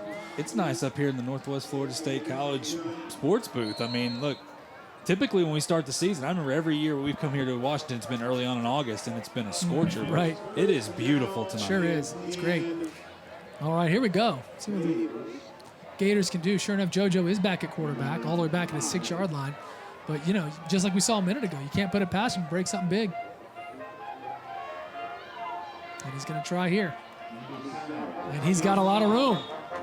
He is really something. Yeah, he has got the moves. He's the real deal. And I tell you what, this is, like I said before, in the open, the young man's got 9 Division I offers, including offers from teams like Kentucky and Tennessee. He's going to get more. Don't you worry about it. But I think, look, at this point, if it works, if you're Washington, bring the house. I mean, well, and let me say it's going to be 2nd and 4. He must have stepped out of bounds. I thought he picked up about 12 there, but I guess he went out of bounds sooner than I thought. 2nd down now. And we do know, by the way, he can throw it. Moments ago, saw him throw it about 40 yards down the field. So just because he's got incredible feet doesn't mean he's not afraid to unload it now. Flag on the play. And looks like it's going to go against Washington. Coach Whitten. Is that encroachment? Nope. Offsides. So the yards I thought Blackman got, they end up getting on the offsides with 1:28 to go. Everything worked out. Even Steven style. By the way, Gulf Breeze is up 14-7 on Navarre right now. We had Gulf Breeze last week. Navarre, that's great. From long and long, it's a 1st and 10. Right at the 18-yard line. Got 3 wideouts on the near side of the field here. And JoJo's just going to keep it again. You know, Jeff, this reminds me of end of a basketball game. And let's say today, we all know LeBron's going to get it, right? And yet he still scores. Yep. Same situation. Everybody watching knows that they're doing this. The quarterback is JoJo Blackman. He's probably not passing. Usually he's just going to find a hole, and he keeps doing it, and they're still having a hard time slowing him down with a minute left. And the thing is, you have to honor the pass just enough. Just in case. I mean, and that's the difference. Minute exactly to go here. Gators got to do something. Here it is. Blackman will find a man, too. That's a great pass and a big play. That's number 2, Jaden Milliner, all the way down now to the 50-yard line. That's a great pass. That was, I can't say that was a BB. That was Seriously. a rifle right here. Watch this, the lefty again. JoJo. Turning the shoulders. And going against his body. The biggest, and that's, look, you try to teach quarterbacks to turn your shoulders to your target. He did that, put it on a line. Beautiful job, young man. Oh, that's going to be a false start on number 75 for Escambia. That's going to be Ronald Booker out here at Booker T. Jumps early. Play. The clock had not started. What? What did he say? So does that The mean clock that had not started, so it wasn't a false So it start. wasn't- So the play wasn't official. Here's the deal. I will get a call right. He's like, oh, I will thank get goodness. a penalty. Exactly, he is. Now hold on. Another whistle. Oh, this time it's going to be timeout. Washington. So 36 seconds to go here. It's 13-0, but Escambia trying to do something. Nonetheless, Jeff, they're moving it, but they're only at the 50. They got a long way to go. Yeah, and they've now got their wide receiver at quarterback, but I tell you what, he's looked pretty darn good. So I am going to be interested in how is Escambia going to come out in the second half. What is it going to be? JoJo Blackman at quarterback? Are they going to go back to Rennie Prim? I mean, I think it's going to be. I can't imagine it's not JoJo Blackman at this point. I'm interested because I think Prim's good. But the thing is, when you take JoJo Blackman away at wide receiver, it's a significant difference. Now, the point you made before, he is also your best player. Prim has struggled. They have doubled Blackman. They have single-covered Blackman, and they haven't been able to get the football to him. So, you know what? With this passing attack, all bets are off. I tell you what, Coach Bennett over there, once you think you got him figured out, Right. forget it. He's 6 steps ahead of you. 36 seconds to go. I do want to put it on the radar now. Escambia's got a great field goal kicker in Ethan Yuska. Coach told me he'd let him kick from 60. So, you know, they don't Transferred have in to from go Washington. far. Once, football was canceled up there with COVID-19, he transferred over here to Escambia. Isn't it nice how guys just fall in your lap like that? And that's pretty good. 1st and 10 from the 49-yard line, their own.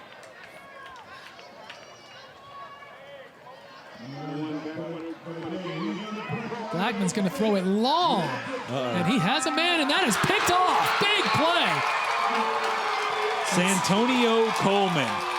Huge play there as JoJo Blackman unleashes, throws it all the way down, but picked off in a great way to close things out here. It says athlete, or it says running back for Santonio Coleman on the roster. What it should say is just an absolute athlete because he plays so many positions and played special teams as well.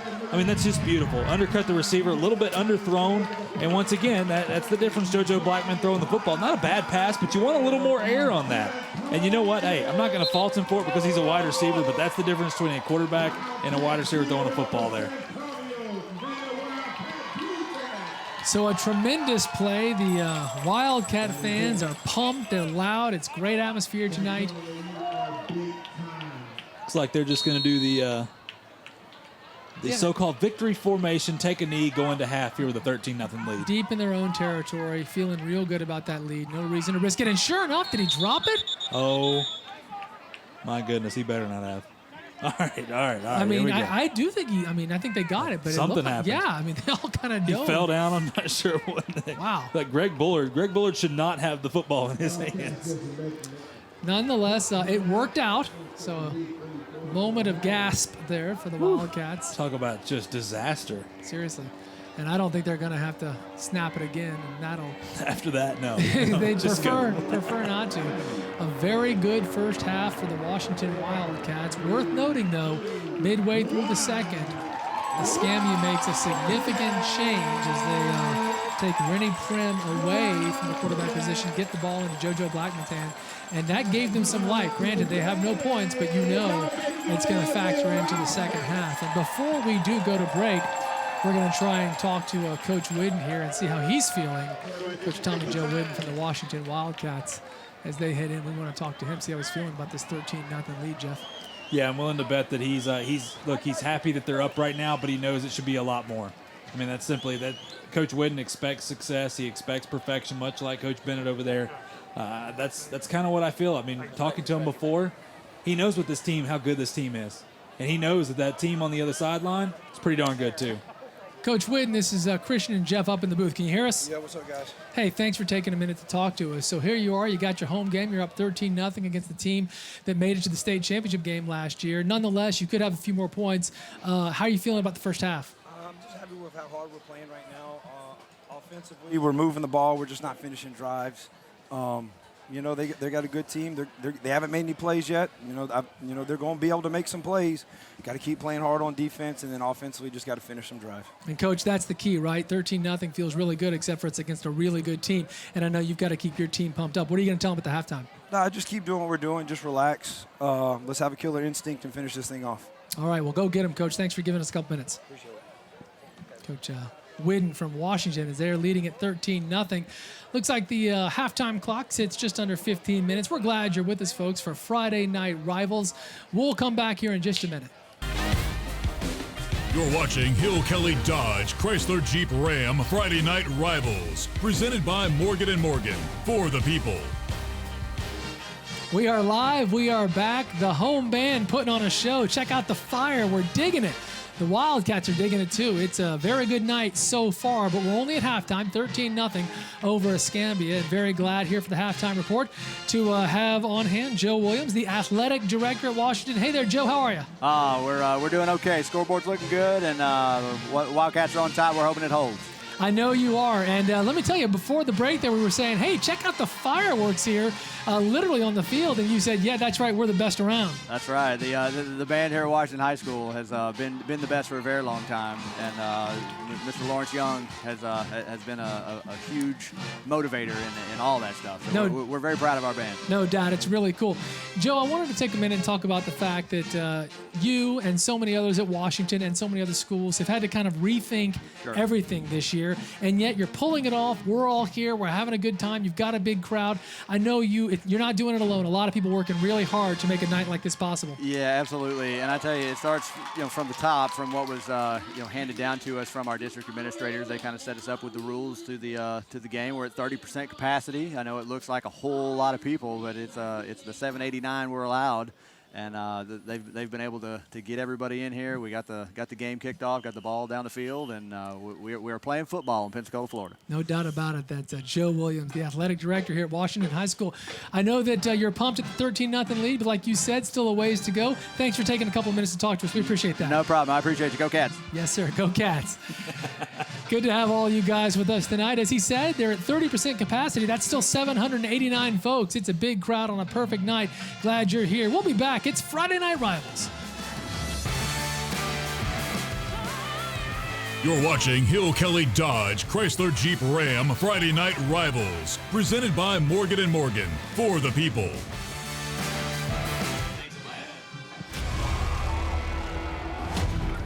Well, here's some of the good work done by A.J. Simpkins. Showed some tremendous touch on the football, but it was the tip drill from Zach Myers in the football game. This Christ School team showed its many weapons offensively and its strong, stout defense. Seeing you tomorrow night, but I think it'll be sooner than later. There's a throw on the edge. There's a broke tackle. There's going to be a bit of a foot race here. He makes one miss, two miss. He's at the 45. He's at the 40. He's still at the 30, the 25, the 20, all the way down. See the same opponent twice, and Falgu to the air. He has not had any time to pass. Look out! 6 foot, 210 pounds. That's like Spider-Man or something. 4th and 1, 4 seconds. The whole game on one play. Immel in the gun. Ginsky in motion. Immel on a roll to his right, throwing back to his left, got a man, caught, touchdown Fredericksburg. No time of the clock to play in overtime. One play for W, and they're gonna blow whistles, and we're gonna have a delay of game on Fredericksburg, which will back it up, and it comes down to this. All right, here we go.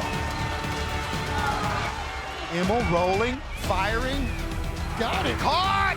Fredericksburg wins!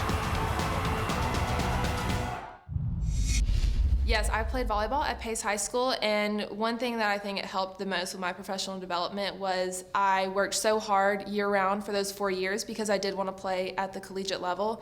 So I think the dedication and determination that I had through high school to get me to that level is pretty much what brought me here today. It made me the person that I am today. You're watching Hill Kelly Dodge Chrysler Jeep Ram Friday Night Rivals, presented by Morgan & Morgan, for the people. We are back and glad you are too. It's the Levin Papantonio halftime report. 13-0 Washington with about 5 minutes to go here left in the half. You can see the Wildcats just coming back on the field. Escambia is still tucked away deep, and Coach Bennett trying to milk every single minute he can with his team, Jeff, and talk to him about what they need to do in the second half. Yeah, and you know what? If you're Coach Bennett, the one thing is you look, guys, we're good enough. We know we're down 13-0. I think he knows that, look, to an extent, they're lucky to be down 13-0. Agreed. And so, look, they've made some adjustments offensively, going to JoJo Blackman at quarterback. Interesting to see, and I want to talk to him about that. I want to see if that's the case. We're going to see Rennie Prim come back out there. I think, regardless, the defense for Escambia's, well, they've been shown out a little bit. I think, for Washington, they haven't been able to finish drives, much like Coach Whidden said before half there, or right at half. Offensively, that's the key. You're going to have to score some points against this team. How are you going to do it? JoJo Blackman throws a pick there once again, a deep pass. Great job by Santonio Coleman. What is this Escambia team? What adjustments do they make? We know that they make great adjustments. They got a great coaching staff and great players over there. It's 13-0 though, and this Wildcat team is not the Wildcat team of old. No, it's not going to be easy, especially here at Washington with a pretty good crowd, even though it's 30%. It does feel like a lot of folks, almost 800 as a matter of fact. We've got some highlights from the first half that we can take a look at, and Jeff, that Wildcat defense, you were talking about make a statement, they were doing that early, and the offense was moving too here. Yeah, I mean, it's just like you look at plays like that, being able to run the football. Now we're going to go look at the defensive side of the ball. This defense is fast. They're all over the field. I mean, they're doing kind of what they want at this point. See Rennie Prim throwing it. Look, that man-to-man press coverage does not allow plays like that to happen. Great tackling. I mean, it's early on in the season. These guys haven't played a ton of football, to be honest with you. And look at this. Eric Smith Jr., 6'4", Middle Tennessee State commit. It's the only touchdown of the night there. It was a beautiful pass and an even better catch. And then there's steal to steal, that's brother to brother. We saw that combo a lot. Here came JoJo Blackman for Escambia. When he was running, it did well, but late in the half, threw a long pick, and that was a drive killer for Escambia. And that's what got us here to 13. Oh, look, we're on camera. There we are. That's what got us to. Hey, yeah, look at that. Love it. I can't help it. If you could get out of the way. Cannot help myself when I see a camera. I don't like this beam is in my. We need to move. Can somebody come in and knock out this beam, please? Right here in the Northwest Florida State College sports booth. How about it here on Friday Night Rivals? This has been a ton of fun. It's great. This is two of the best teams in the area, so I'm excited. It's great to be here. We're glad you're with us, and we're really glad that it's almost time to get things going and see how this whole thing plays out. Can't wait to see the second half. We're about 2.5 minutes away. Stay with us. You're watching Hill Kelly Dodge Chrysler Jeep Ram Friday Night Rivals, presented by Morgan & Morgan, for the people. We are back. We're glad you're with us here. Just about ready. You can hear Coach Bennett. Jeff, I'm glad we've got Coach Bennett for a quick interview. Hey, what's going on, Coach? Are we live right now? We're live. Oh, man, I better not say what I was going to say. Coach, we're live. Jeff Price and Christian up in the booth here. Obviously down 13-0. I tell you what, making some changes on the offensive side. What did you say to your guys at half? I said it was about the worst since I've been in Escambia that I've ever seen an offense or a defense play. Well said. So obviously JoJo Blackman going out there at quarterback. You had Rennie Prim as well. Who are we going to see line back up? I don't know yet. We'll see here in a few minutes. I mean, you're going to see both of them, but, I don't know. I don't know what our coordinator wants to do right now, but, we just got to play better. We're lucky. I'll be honest with you. We're lucky it's not 30-0 right now. Hey. I mean, that's how bad we played, and we just got lucky and got some, a few things. But, we're just very, very fortunate that we're only down 13-0. Absolutely, Coach. Well, I'm not going to take any more of your time. I know you guys are ready to get ramped up and rolling. Appreciate your time. Appreciate it. All right, guys. All right, so there you go, Coach saying that it's maybe the worst offense and defense he's seen his team play since he's been at Escambia. That's a pretty bold statement from Coach Bennett, but nonetheless, he wouldn't tell us exactly who's going to be the starting quarterback. We're going to find out in just a minute. Here are some of the stats from the first half, and you can see why they had to make a change. Look at the Escambia total yards, 47 total yards on offense. And those were like late second quarter when they made the change to JoJo Blackman. For Washington, this is what you love to see. Running the football on that good defensive front of Escambia, throwing the football when they need to, getting big plays, timely plays. Timely plays is key. 3rd and long, the big look, even the field goal that was for naught, that it was almost a touchdown because of a penalty. These guys have looked good, but I tell you what, Coach Bennett made a great point. These guys should be down 30-0. We'll see if it comes back to haunt the Wildcats. Yeah, it's going to be really interesting to see because, again, obviously Escambia not only made it to the state finals last year, but just a history and a tradition of being really, really good. So this is the sort of game that Coach Whidden talked about wanting to win, kind of moving his team over the hump. And these sorts of games, Jeff, never come easy, right? Even when you're up 13-0, Coach Whidden knows that Escambia is going to have a little more kick in them, and they're going to have to work hard to close this thing out. And if they do, they make a statement across Northwest Florida tonight. Yeah, they do. And you know what, Coach Whidden, he just has that. He has that nonchalant kind of attitude that you feel, and the guys feed off of that, but he's serious. He knows how to win some football games coming over from Niceville. Just that pedigree over there. Great football player himself. And this is this Wildcat team, once again, is a team that is they're believing in themselves. And how about the pants over there? Exactly. That's about 30 seconds ago. That's all I saw. I said, check out those pants. That is impressive. So a minute to go, give or take here. Jeff, I know that there are a few other games tonight we've been talking about all night long. That was Brett Bennett, by the way, the offensive coordinator. And Jeff wisely pulls up the roster because we want to give him credit for those pants. He always has great pants. Well, is that right? Yeah, he always wears the orange pants. Okay. Well, and he's the guy who's going to make that decision, as you heard Coach Bennett say, as to whether or not we're going to get Prim or Blackman at the quarterback position. I got to believe it's going to be Blackman. If not, the whole time, certainly some, because it's the only success they found on offense. If not, you better throw it to Blackman. You better find a way to get the ball. Right, but they couldn't do that in the first half. I mean, they were having a hard time doing that, and they will receive the Escambia Gators, and we're going to find out pretty quickly. And speaking of JoJo Blackman, he is back to receive this kickoff. And again, at this point, Jeff, it feels like they're just trying to get the ball in his hands however possible. His brother was the guy catching those kickoffs earlier. They've changed that. It was Prim at quarterback. Now it's Blackman. He's this premier, incredible player. Let's get the ball in his hands, which they're about to do in about 5 seconds. There he is. The wedge blocking, and he's got a huge return again. Some beautiful blocking there from Escambia, and that's just what the doctor ordered, a huge return and a great field position start back at the 40-yard line. All right, let's find out. Who is the quarterback roulette going to be at this point? That's what I'm interested to see. Do they go back to Prim? Do they bring somebody else in other than JoJo Blackman as well? Looks like right now we've got Elijah Maxwell. Not sure if he's going to play some receiver. Yeah, it looks like JoJo Blackman's out there.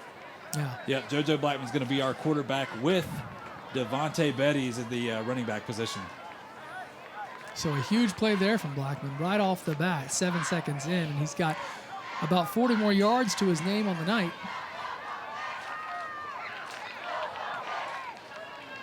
Man-to-man across the board on the defensive side here for the Wildcats.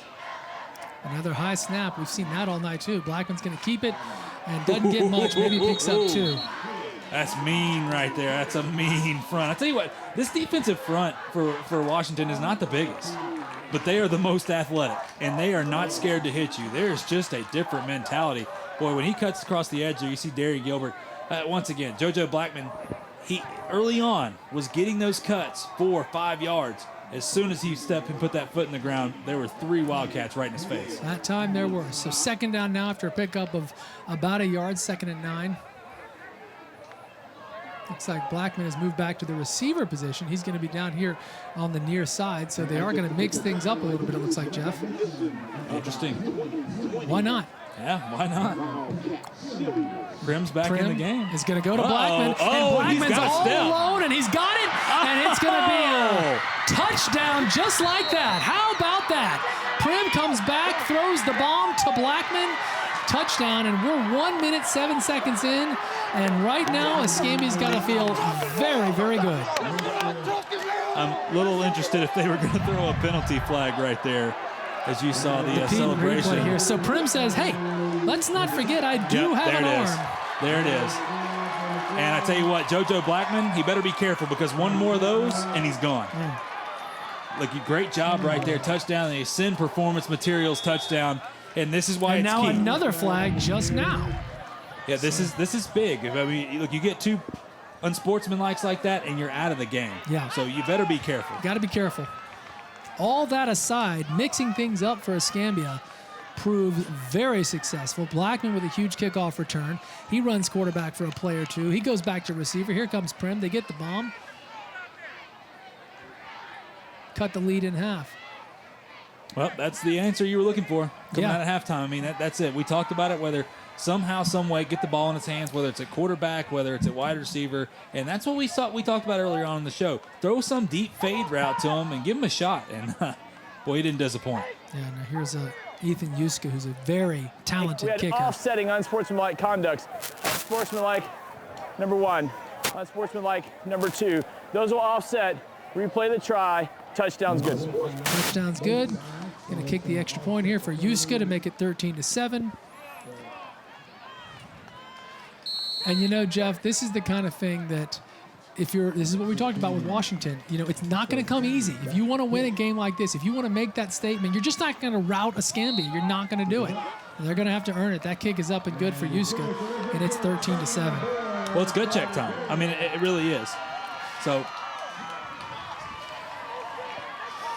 just under a minute into it, and we're going to stay right here as we kind of break things down. So now all of a sudden, Jeff, the onus has changed a little bit. And for the first time all night, I think Washington may feel a little bit threatened because they now know, okay, this thing's not done. We can't go 3 and out. We've got to move the ball, and we've got to remind Escambia that we came here to play too.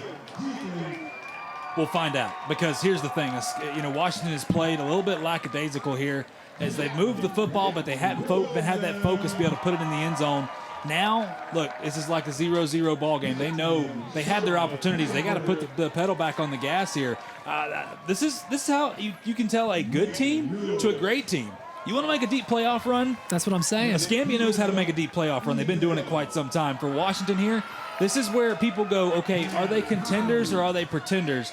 Here's your perfect opportunity against one of the greatest teams in the state right here for Washington. And once again, you left so many points on the board. You had an opportunity. I mean, this is just, you had a great opportunity ahead of you. Now you understand, these guys can play some football, and that's where this is going to be interesting. I really think for Washington, it's put up or shut up at this point, because I tell you what, this game can go in Escambia's favor real quick.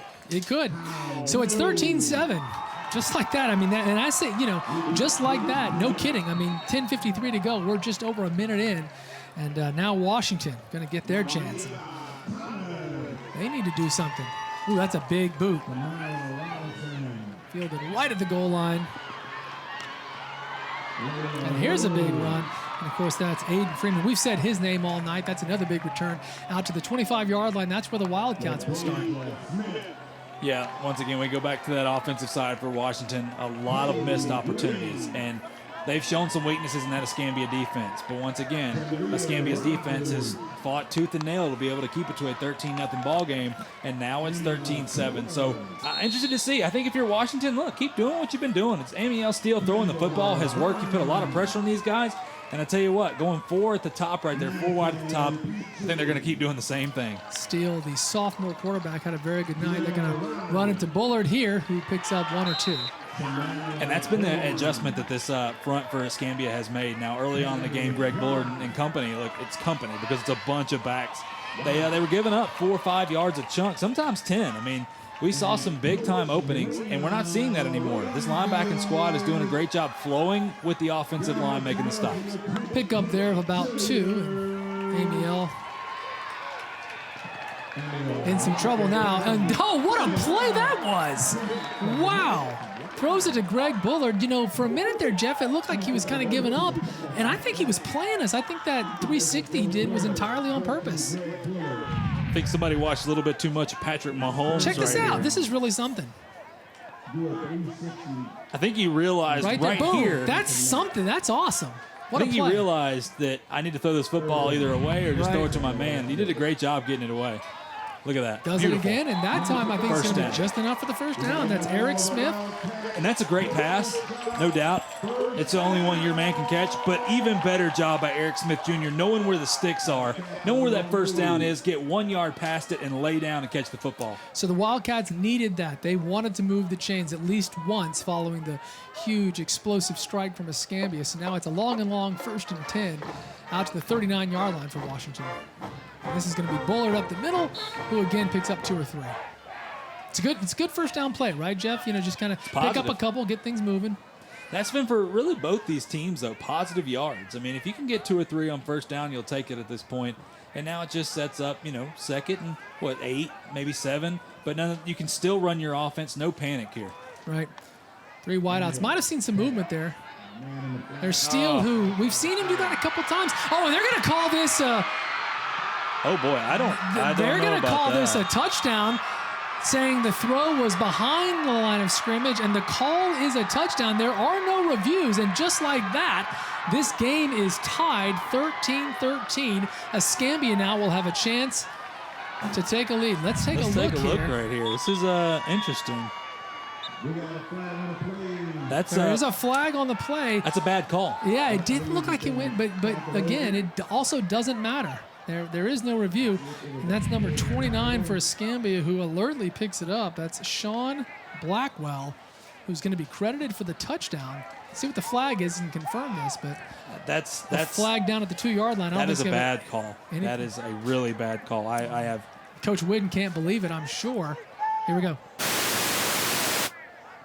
Touchdown stands. After the play, dead ball, sideline, offense. Be a 5-yard penalty on the try. Well, I'll tell you what, this really could not have been going any worse for the Wildcats. Coming into the third quarter up 13-0. We have not yet played 3 minutes. The game is now tied after a huge touchdown from JoJo Blackman on a bomb from Prim. And now the defensive score. Here's all you need to know. Go back and look at the replay. Now look where the quarterback, you can kind of get an idea of what yard he throws from, and look where the pass is. Yeah. The pass is at it looks like what is that, the 42, 32, whatever you want to call it. The quarterback's throwing from the 4. Like that's to me, that's just a terrible, terrible call. I understand it's tough being a referee sometimes, but to me, that's not a bang bang call. I don't understand that. I'll agree it was a surprising call. Nonetheless, that kick is up and good, and how about that? Escambia has taken the lead, and I'm sure Coach Whidden, the Wildcats, and the 739 fans who are here for Washington are stunned because that took almost no time. And just like that, 14-13, there's Coach Whidden. Yeah, and he has every right period to be hot right now because that just look. I'm not going to I hate to bring this up. Saints fans know exactly about some bad calls, and I would want an explanation as well. That he deserves an explanation because there's no reason for that. It's a no-brainer. I mean, I get when it's a close call, you know, if it's maybe a foot here or there, that was not even close. Well, and, you know, again, that's what you think on a play like that it didn't look that close. But let's say it was. Let's say we got another look at it here. Let's say it was within 3 feet. You'd think you'd err on the side of being more conservative. It's going to be hard to tell from there. Yeah, you can't really tell from that right there. But once again, it did. And it doesn't really matter. Now, I do want to point this out. That's Ariel Still, who, of course, is the brother of Amiel Still, the quarterback. That is the 2nd or 3rd time tonight he's dropped a ball that was right to his hands because it looks like he's kind of thinking, where am I going as soon as I catch this? You got to catch that thing first, and if he does that, none of this matters. Yeah, and at the same time, though, you know, Amiel's got to get the ball up. You know, on a screen like that, you want it where your guy can catch it, and as soon as he catches, turn his head. He doesn't have to bend down or anything, but regardless, it's a catchable ball. Yeah. Either way. Hey, it is what it is at this point. You want some adversity? Here you go. And here come the Wildcats. Number 25 for Washington. Darian Gilbert on the return. So now we're seeing Escambia obviously come out here, and now it looks like they woke up a little bit. It's Totally. a shame that it happened. It happened this way. But you know what? Once again, for Washington, you want to go out here and you want to prove that you're the best. Look, you're going to face this sometime throughout the year. There's going to be games where you don't have your best. You want to win in the playoffs, you're going to have to go through stuff like this. And let me make this point. When I was talking to Coach Whidden on Wednesday night, I said, how good do you think your team is? And he said, Christian, we won't know until we face some adversity, whether it's a bad call, a bad play. So exactly what he was talking about is what we get a chance to see them respond to now. And he said that's when we'll know. And it's a nice start to the drive there. Number 5, Eric Smith, of course, on the catch. It's going to be a 1st and 10 as the chains will move. Yeah, that was almost a late hit right there. I was a little surprised, but hey, it is what it is. At this point, get the ball to your playmakers. And when I say playmakers, I mean anybody on the offensive side of the ball. These guys are as offensively balanced as there is. A lot of speed everywhere. But Eric Smith Jr. right there, that's a name. I tell you what, you get him one-on-one, go for it. Run up the middle here. Bullard with some room. And that's going to be another first down to the 45-yard line. Bullard's had a good night. Boy, Heat and air conditioning replay here. Big hole. Impressive offensive line for the Wildcats. They've been giving them holes all night. Lamont Sims standing over somebody.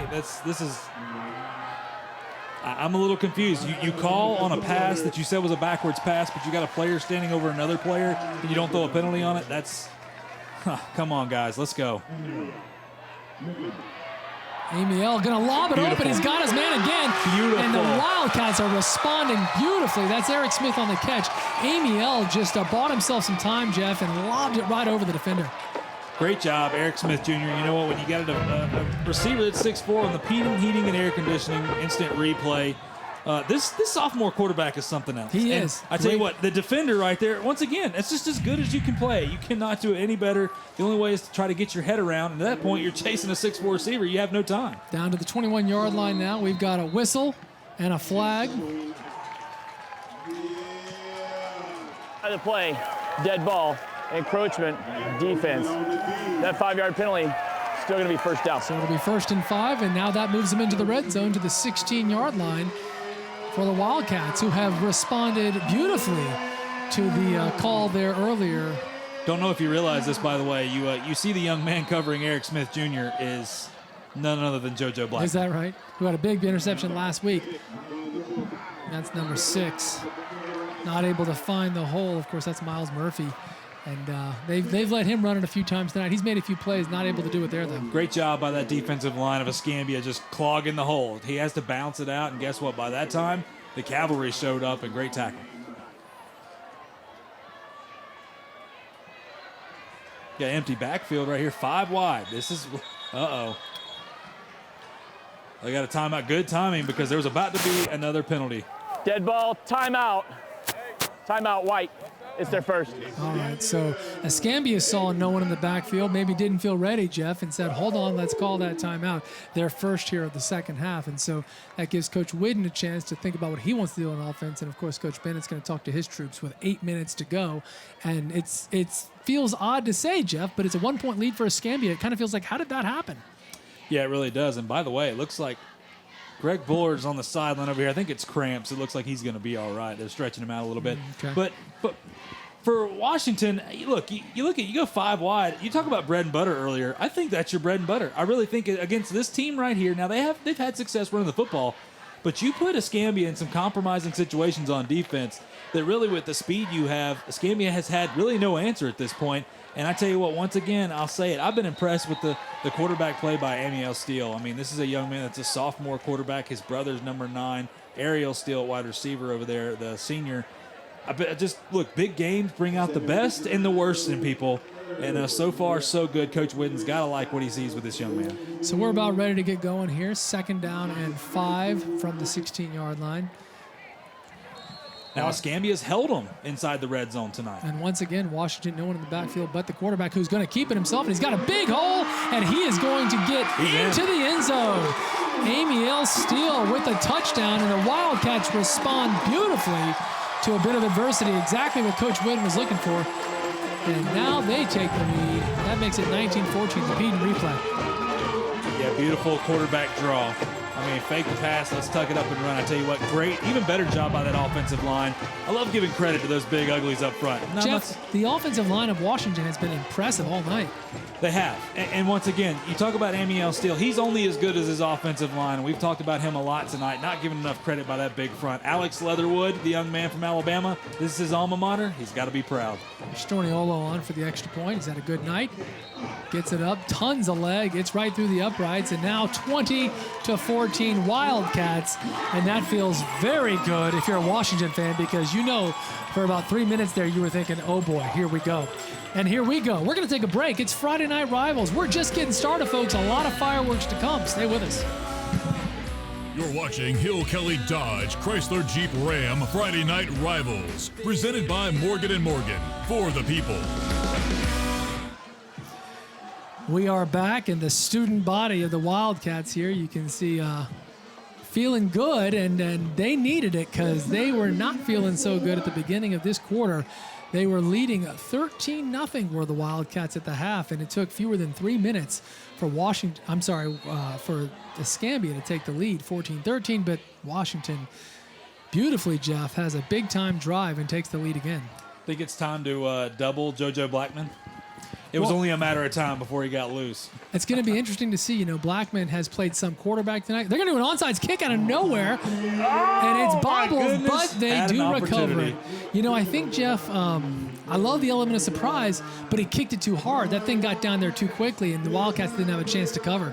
Nope, they did not. Hey, you know what? It is what it is. You get jacked up, especially as a kicker. How many times do you get to do that in a game? And kicking is one of the toughest things. There you can see Coach Whitten, man. He's going for it a little bit tonight. He knows what an opportunity this is. He knows people are watching. Well, you don't do that unless you have confidence in your defense. And I think there's something to be said for that. And look, Rennie Prim back in at quarterback. JoJo Blackman caught the big touchdown pass earlier.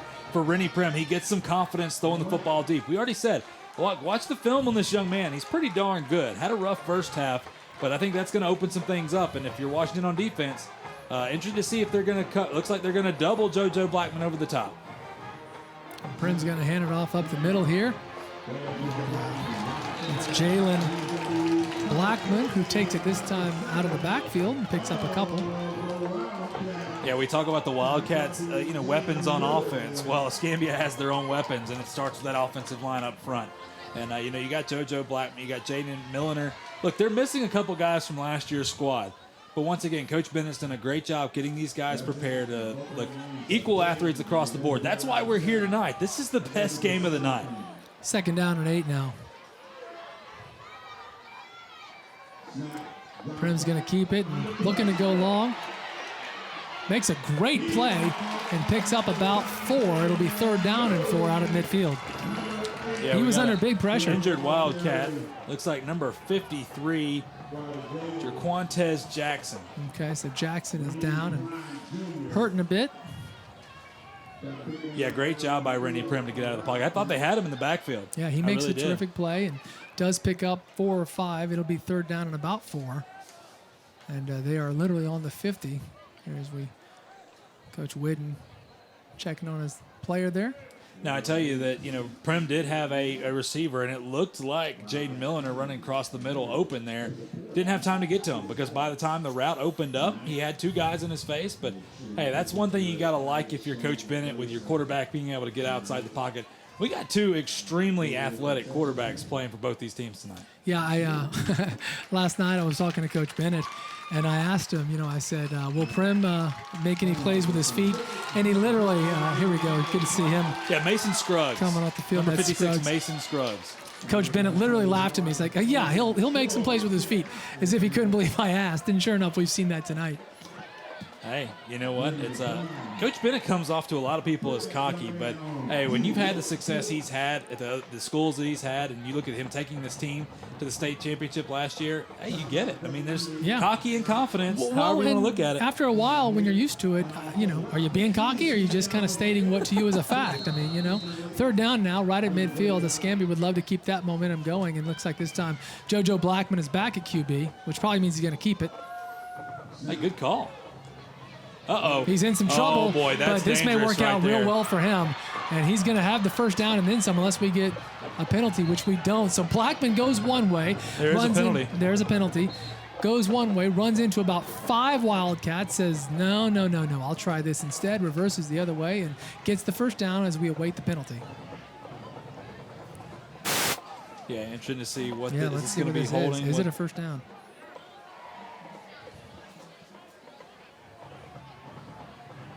Play, blindside block, the offense, 15 yards from the spot, still third down. So a big conversion is for not. Here we'll watch again.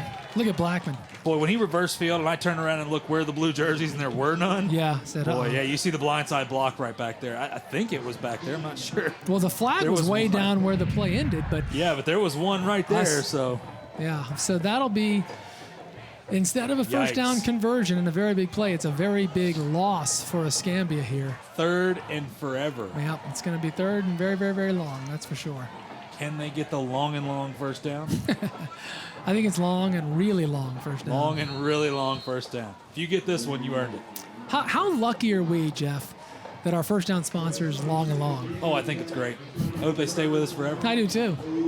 There's no better than Long and Long. Well, I tell you, I was hoping that the law firm of Interception, Safety, and Holding would jump on board, but they did not. No, they did not return our call. All right, here we go. So they'll pick up a few, but nowhere near what they need. And it's going to bring up fourth down and still about 15. And I think that Escambia is going to have to boot this one away. Elijah Maxwell, number 11 right there on the reception. Yeah, the penalty, blindside block, and that's a safety precaution, obviously. Shouldn't have to say that on blindside. Remember, back in the old days, maybe 20, 30 years ago, or maybe more than that, however old you are, those were just common. I mean, you went and you hunted those out. I remember back when I played, I say that like I'm 100 years old, but even you could do the blindside block. I mean, that was something that, we used to get stickers on our helmet for, and now it's obviously you just can't do that anymore. Things have changed a bit. For the better. That's Aiden Freeman back now to receive for the Wildcats, back at about the 15. Another good punt. Yeah, we've seen a lot of those tonight. Not sure why he caught that. That might have gotten 5 or 6 more yards, but that's okay. He does. And that was number 20, Billy Williams, who stopped the play there. And that's where the Wildcats will get going. You mentioned, Jeff, he said, have you done a game here before? I said, no. You said, they have some fun. I love the PA announcer. Yes. He gets into it. Yeah, the PA does a great job. Look, the concession, some of the best. We heard the pulled pork nachos. Pulled pork nachos. They used to have, I'm not sure if they still do, have the kettle corn outside. You walk in, you got 10 different kinds of kettle corn they sell. The crowd, I mean, look, it's... What are we doing up here? I don't know. I really don't. Look, Coach AD Joe Williams said 789. Every one of those is here tonight. Going to run it up the middle there, and that's number 6, Miles Murphy. He keeps it, picks up maybe 2.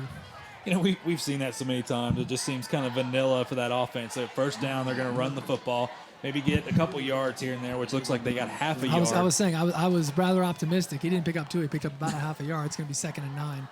So, yeah, they're going to throw the football. I mean, they've been able to throw it at will tonight. Under 6 minutes to go here in the third quarter. We've seen a lot of action here in the third quarter. Amiel with another great play. This time he's going to keep it. Directing traffic as he runs. Right there at the stakes. It's going to be real close if he gets the first or not. It's another nice play from a yard too short. Sophomore quarterback, Amiel Steele. Yeah, I'll tell you, the future is bright if you're a Wildcat fan. I mean, you hate to lose guys like Eric Smith Jr. and some of those other guys, Tavian Dale on defense, DeAndre Smith, all those guys. But once again, like you said, the future is bright, and they have a good feeder system. I mean, look, they continue to get good players here. Coach Whidden is going to make sure that middle school system, those young guys and those park systems and stuff are going to continue to produce, gets them in the weight room. This is going to be a good football team for quite some time. 3rd down and 2 now from right at the 45. Uh-oh. Be a big loss and a big play for Escambia. The defense needed it. The defense got it. That's a terrific play there, and that'll bring up 4th down. That's what the Gators needed, and all of a sudden, silence here. Yeah. I mean, hey, you know what, Coach Whidden, and it's tough sledding to get around the edge there unless you throw the football. And great job for Escambia's defense stepping up. Sean Blackwell makes the play there. Very well done. And the Gators going to get the ball back. Once again, let's, you know what? Let's see this defense. I mean, Eric Smith Jr. back to punt. Oh, how about that skip? Gonna get a great Look at the bounce. roll. That's what the 26-yard line. Play don't catch it. Pick it up. Let it roll a bit. No, so here we go for Escambia. All right, you've had a couple opportunities. You come out here at half. Obviously, you were down 13-0. You'll be excited with the third quarter you've had so far, but at the same time, now Washington jumps back out in front.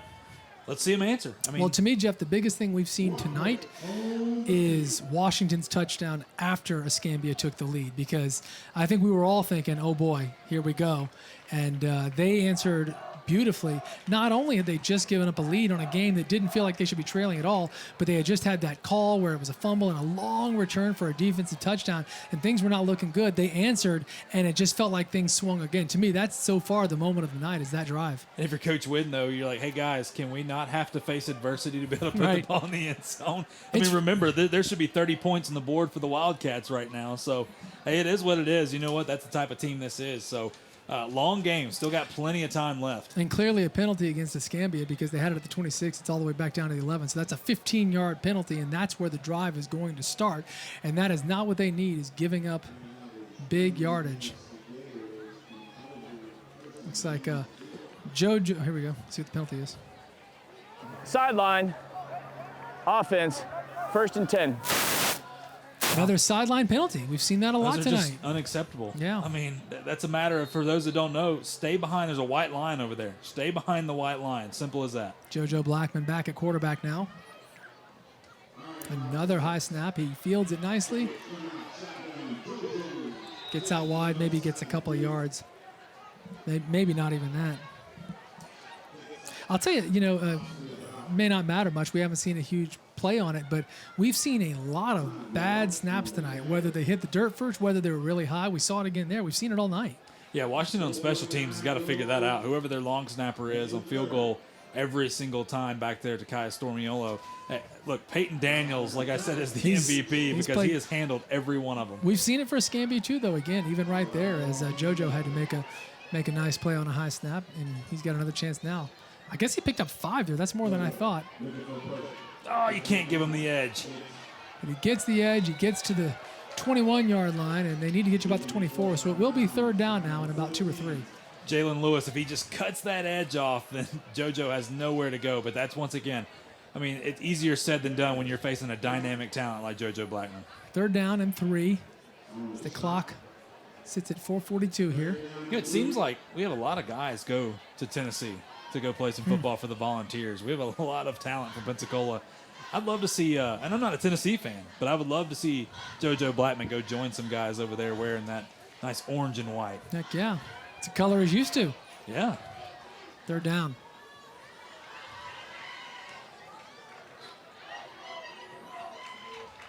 Cut the edge. Great job cutting the edge look off. Look at him. Look at these moves. Don't let him loose. Wow, is he something? Oh, look at this. Wow. He will not get the 1st down, but holy smokes, the high hurdle and the crowd, a collective, whoa. Let's take another look at that on the Peden instant replay. He is something. Look at him. Great job cutting the edge off. Look at that move. My goodness. And wait a minute. But great pursuit right there for Jalen Lewis to be able to knock him out of bounds. So all that, he picks up about 2 yards. It will be 4th and 1. And it looks like Escambia is going to have to punt. Coach wants to go for it that close, but deep in their own territory, Jeff, they can't. Alert right here if you're Washington. It's a yard. There's just so much you can do when you get creative on special teams. So you're thinking fake. Is that what you're telling me? Look, I know that they're deep in their own territory, but this is Coach Bennett. He's been around the block more than anybody. I don't put it past him here. You got to be on high alert. Don't let anybody run free. Aiden Freeman is back to return, if there is a return, and he was punting, but believe it's a delay of game penalty right here. Yep, you called it, delay of game. So if there was any thought to faking it, they're not doing it now, as they're going to lose a few. And he, even though the play didn't matter, he did punt. So I guess it was a punt all along, and that means that again, Aiden Freeman will get his chance, and he'll take it. He moves up now to about the 45 to return the punt. So he'll take the extra yardage without even trying. Yeah, got a text here. Randy Bergen, he's filled in on some broadcasts for us before. He filled in a little bit last year. Texted me about Eric Smith Jr. He said, look, that number 5 kid, he's got a shorter DB. They got to go one-on-one with him more. He is highly impressed as well. Cool. He's been awesome. He has been. Yeah. Big touchdown early on in the game. So it's 4th down and 5. That's a great snap, by the way. Not a great punt. Out wide right, and it's going to go to the 49-yard line of Escambia. So the Wildcats will take over in Escambia territory. And as you heard the PA announcer, great field position. I dig it here, Jeff. The PA announcer. I told you would not be disappointed. Well, yeah, what you don't usually hear is like play-by-play. And that he's like mid-play. He's making calls. I love it.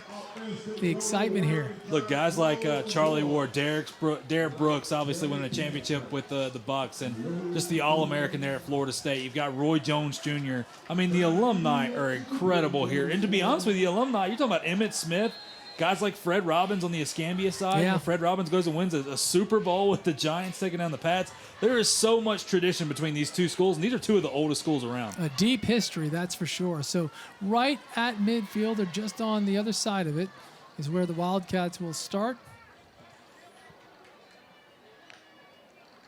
And 3 wideouts here on the near side. Still going to keep it. He's going to pick up about 7. Silky smooth. That is silky smooth. You know what's great? If I just wait about a half a second, I can just say what the PA announcer says. Yeah. Because he's doing the play-by-play for me. In fact, what we should do, let's just mic him up. I'll go get some of those nachos, and we'll call it a day. No. You can take this spot. I'll go get the nachos. Look at this, though, by the way, as I'm being silly. Big penalty there. So the big run from Amiel is coming way back and then some. And boy, that's 15. Yeah, that's 15 yards, and all the way back now at the 31-yard line. Couple scores real quick. Baker is up on Jay, 18-13 in the fourth. Navarre, 28-21 over Gulf Breeze right now.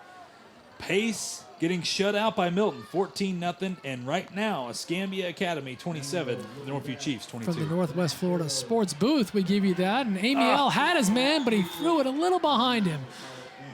And you know that Eric Smith was going to take off there, but not able to. So it's going to be second now and very, very long. And that young man is 6'4", so don't throw it at his feet. He's got a long way to go down. But once again, Amiel escaping some traffic. He's so close. Just so close right here. But, hey, nonetheless, it is second and very long. Yeah, it's 2nd and 30. Again, it's you try to do the math. Fact? Did you do the math? I did the math, yeah. Oh, my goodness. Our sponsor, math.com? They actually said no. They denied us last year, too. We went after them, and they were not interested. Not fans.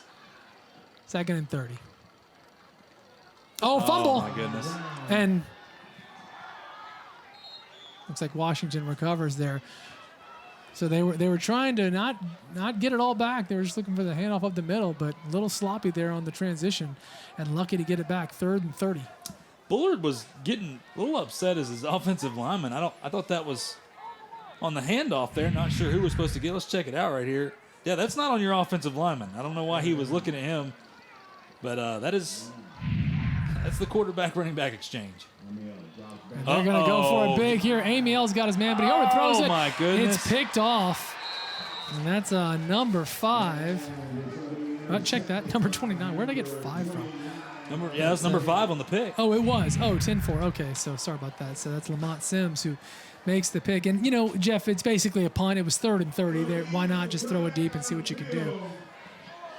Yeah. So right at the 30-yard line is where Escambia will take over. It's a 1-score game late in the 3rd quarter, 3:25 to play. This game is the game of the night across Northwest Florida. And, Jeff, it's a really good game. Yeah, it really is. And the first half was exciting.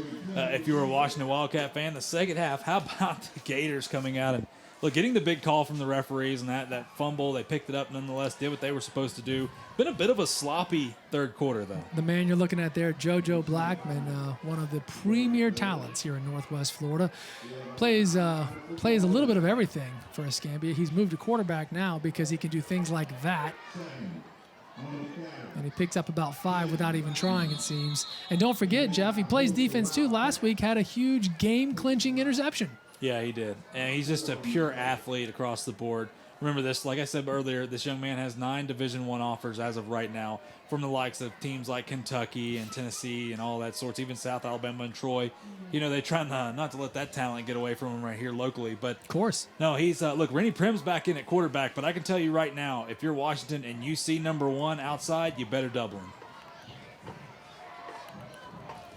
Second down now and 5 from the 39-yard line. And JoJo's down here at the bottom of our screen. Last time JoJo was down here at the bottom of the screen, Prim threw it deep to him. He will not this time. They're going to run it up the middle and get little to nothing. And that'll bring up third down and 6. Yeah, Tabian Dale. Tabian, they call him Tank. And you see why by number 52. He is not afraid to stick his nose in there and make a tackle with a host of Wildcats. But looks like number 14, Jadarius Wright, he's up, he's moving around. Yeah. Just got stung a little bit. Yeah, he's all right. a little, but he doesn't want to come out. He's a hockey player. He's ready to go. So right at the 40-yard line, it'll be third down and 4. He did pick up about a yard there on the play. Boy, I don't like this, though. You go, look, no offense to Mr. Jadarius Wright, but he's one-on-one with JoJo Blackman. I get him some help over here. And that's going to be Jalen Blackman, who goes nowhere fast. And that's going to be a huge defensive play from Washington. Bad dudes over there. How about it? That defensive front running sideline to sideline. Good luck. I mean, unless your name is JoJo Blackman, it's hard to outrun these guys. Great job. Tabian Dale again sticking his nose in there. This entire, look, once again, this is not the biggest defensive front you're going to see in the area. They're a lot bigger. I mean, we watched a couple from Milton last week with a young man going to Auburn over there, 4-star in Marquise. But this is as athletic and smart as a defense as I've seen in a long time. Aiden Freeman's had a lot of chances to return punts tonight. He gets another one here. Ooh, Great boot. Yeah, that's a big-time punt. Fair catch called for right at the 20. And that's where the Wildcats will start the drive here with a minute to go. So very late in the third quarter. And, Jeff, you know Washington's feeling good, but we saw how quickly Escambia can change things, scoring 2 touchdowns in under 3 minutes to start this quarter. And you know the Wildcats know they can't relax. They're a long way from pay dirt. No, I mean, they are. And once again, they've left a lot of points on the field. But, hey, you know what? It is what it is at this point. You're only up 6 points. Now, Escambia, all they had to do was score and kick a field goal or an extra point. But at this point, you've been able to throw the football however you want to. That's where put your weapons out there. Let your speed go out and have a heyday. I mean, once again, you cannot be scared. You can't try to hold on to it. I don't expect Coach Whitten. I think they're going to come out firing on all cylinders. Emil Steele going to roll out. He's got a man, but misses him. That's DeAndre Smiley was the target. Man, he missed him badly. Yeah, I guess it's too open. Yeah, well, that's maybe the worst throw we've seen tonight from Steele for sure. So it'll be second down and 10. Yeah, absolutely. So I guess the sophomore is human. He is. That's the first sign right there of human life that we've seen. No, he's made some of the toughest throws. I mean, where he's got to thread the needle and then wide open right there, couldn't get it done. Right. By the way, that punt, it was a heck of a punt. Yeah. That was our man, Ethan Yuska. Extreme punting talent. now. Came down, as you said, from Washington State. And this is not going to go. Bullard trying to reverse it there. Did a nice job keeping his feet, but it didn't matter. It's a loss. It's going to be third down. Just once again, Escambia. We talked about them making some adjustments on defense, and they've done that. They've almost shut down completely the entire running game, as you see right here after the game. Coming up at 11, prep football final with Dan and Steve. Love it. Went home and watched it last week. They got some good games coming up this week. Really is a great show to watch. So fun. 3rd and 15 now. That's maybe the last play of the quarter. Steele's going to throw it deep. He's got a man, too. Oh, my goodness. Ooh, that's DeAndre Smiley was the target. And, I mean, fingertips, Jeff, just overthrew him, gosh, by what, a foot? Let's get another look here. I really don't. I You're think right, it was an just inch. An inch or two. Watch this right here. Oh, my goodness. He's going to think about that laying in bed tonight. Oh, you're right. It wasn't a foot. It was about 3 inches. Oh, my goodness. Just an incomplete pass, though. 4th down. 4th and 15, so obviously that means punt time for Washington with 12 and a half seconds or so to go here in the third quarter, and it's going to put Escambia in a good place to start the fourth quarter because I think they're going to get pretty good field position here. Yeah, I'm not sure what's going. Looks like Washington's going to take a timeout. They are, and boy, I tell you, Coach Whitten doesn't want to take a timeout with 12 seconds to go in the quarter, but it gives you an indication, Jeff, of how important this moment is, knowing that they want to do their best to not give Escambia a great place to start. No, you want to make sure special teams, people forget about special teams, but look, it's one of the things that can change the game on a dime. You have a bad snap or a bad punt. Maybe a guy doesn't, your returner doesn't return it correctly. Maybe you don't block it correctly and somebody sneaks through, block punt. There's so many things that can go wrong, and it's so easy. You get teams that play really good special teams. Their teams will be playing deep into November. So you can see the situation here. Washington is up 6, so they're up a touchdown. Not a touchdown, an extra point, though, which may prove to be significant with just under 13 seconds to go here. Looks like we could have an exciting fourth quarter. Jeff, you've been tracking other games all night. You got anything? West Florida's up 24-0 wow. on Pensacola Catholic right now. And West Florida's a team that Escambia beat last week in a very close game, 24-20. And Tate and PHS are tied at 6, so that's kind of what we expected for that game. It's going to be two teams that are trying to rebuild right now in Niceville, blowing out Crestview 56-14. Some of those highlights, of course, maybe all of them featured tonight on Prep Football Final, and here we go. Not a good punt at all. Takes a good bounce. But it'll be about the 41-yard line of Washington. That's where Escambia starts this drive, and there will be enough time for one more play in the half. And that wasn't what they were looking for, not if you're a Wildcat, because that's real good field position for Escambia to get things going. Yeah, absolutely. And the looks like the Baker and Jay game has went final. Baker 18, Jay Royals 13. 18-13. Baker getting it done. They always seem to get it done. 1st and 10 now. All right, Wildcats, we need a touchdown right here. We need defense right here. Prim back at quarterback, which is notable. It's been JoJo Blackman plenty. He's got the ball here, though. Here's Blackman. And it's going to be a pickup of about 7. That'll be the final play here of quarter number 3 in what has proven to be a very exciting game. And we've still got a quarter to go, and it's only 6 points between Washington and Escambia. And Escambia trailing has the ball. Stay with us, folks, for the final quarter coming up next.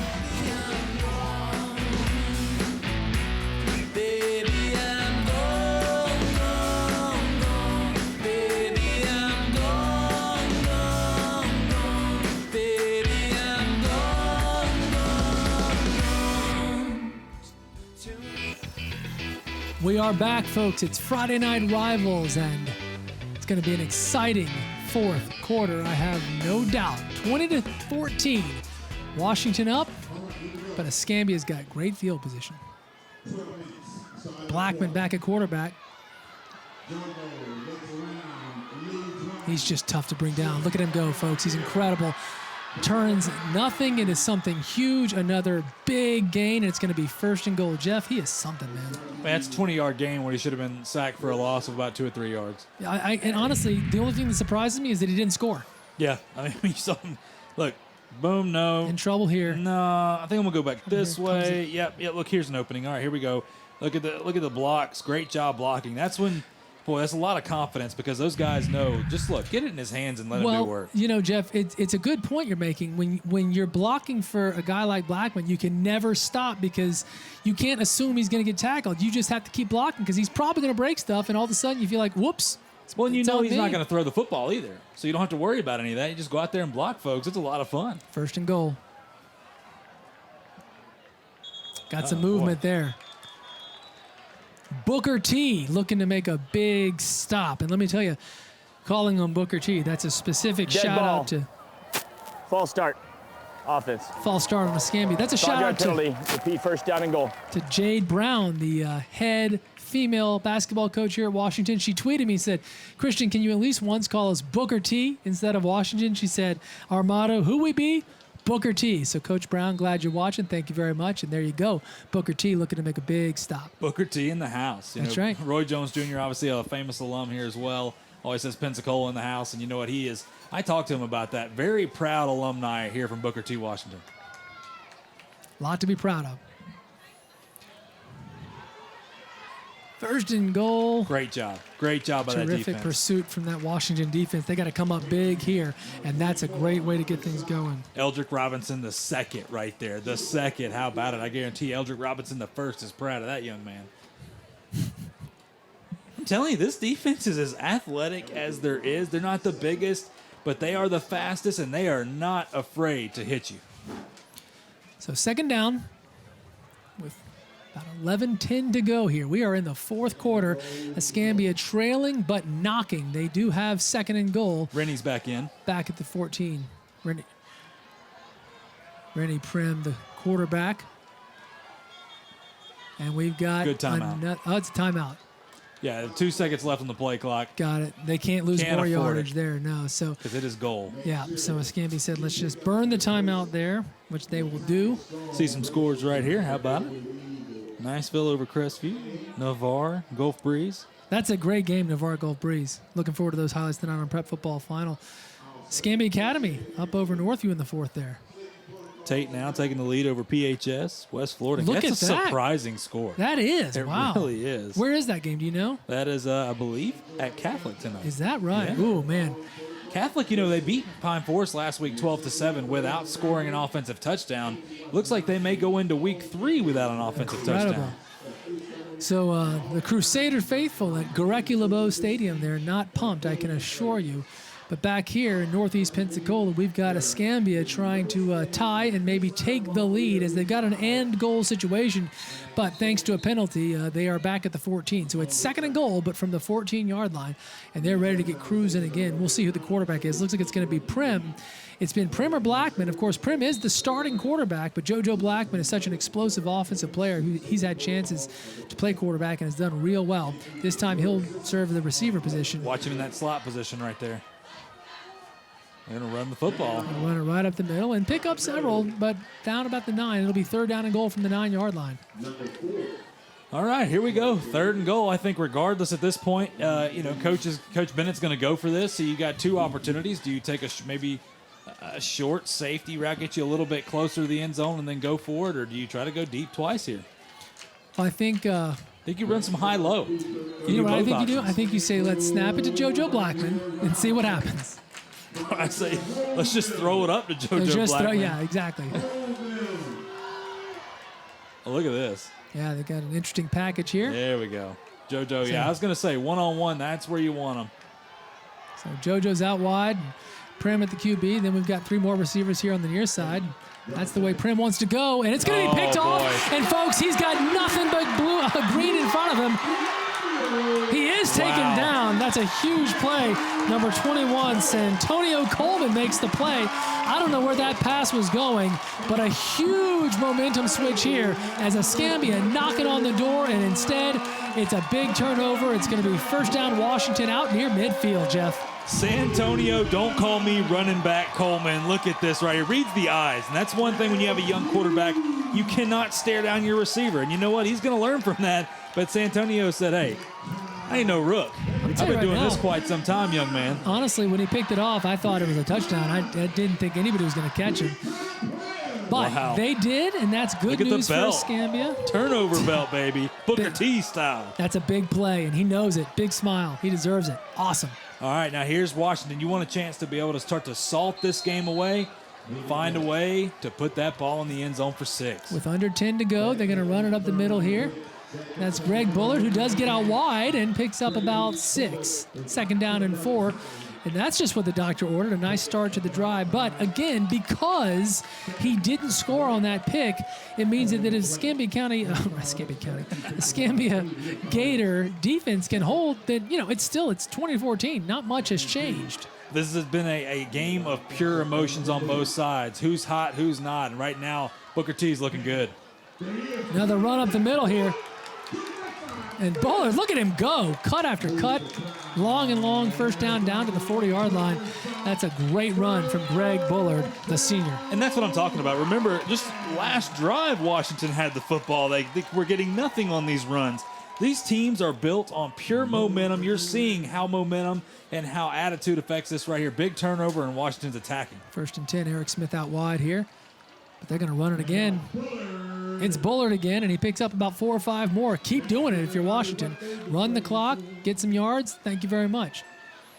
Yeah, I mean, once again, you can't be too cute. Keep running the football. Let that big offensive line. Remember, they love to be able to just run block for people, but also it's drawing that defense for Escambia in. Don't forget about number 5, Mr. Smith Jr. over there. This time a quick little pitch, but oh, wow. That's a terrific play. That's flag coming in. Aiden Freeman. We do have a flag. Aiden Freeman's had a big night. Looked like he was going to lose yards there, but turned it into a gain. There is a flag. I think it's going to be a holding on Mr. Eric Smith Jr.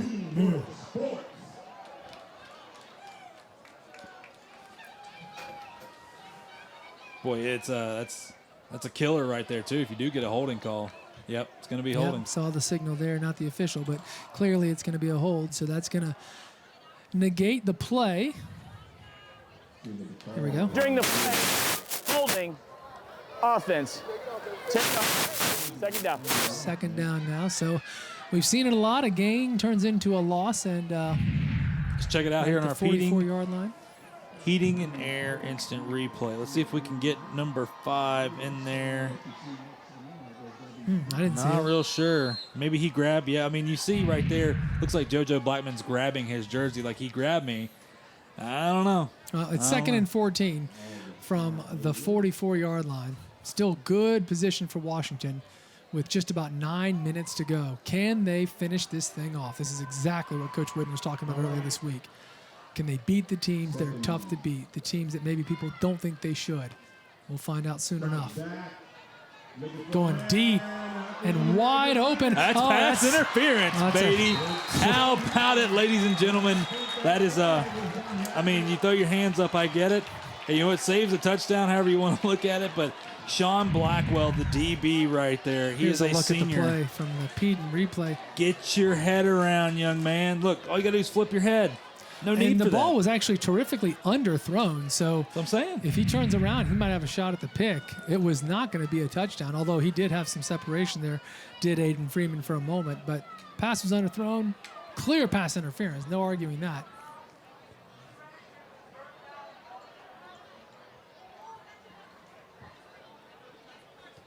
During the play, pass interference on the defense, an eligible man downfield on the offense. Those penalties are offset. Wow, how about that? Wow. That's just... So a break for Escambia.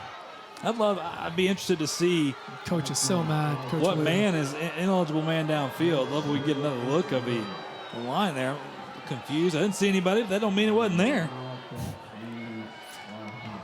Hey, you know what? I like that right there. MEL Steele, you see him clapping. He's like, hey, forget about it. Let's move on. This young man's a sophomore, acting like a senior out here tonight. He knows how big this game is with the statement. Once again, it's been since 2011 since Booker T has taken down Escambia. Second down and 15. MEL under some pressure, and he's going to get nailed. Huge defensive play. That's number 6 coming up big. Taylor with a big week last week. Another huge play here, and that's going to make it third and very long as the clock rolls at 8:40. Can't help but watch that clock, knowing what Washington's trying to pull off tonight. Tabari Taylor's another young man that'll be playing on Saturdays. You can bet your bottom dollar on it. That young man is highly touted. I mean, he's just got an IQ. He's got the build to go play linebacker. The only thing, get it just a hair faster, but you saw the explosiveness taking down a young man like Steele. Third and about 22. Chance for a big moment for Washington or Escambia here.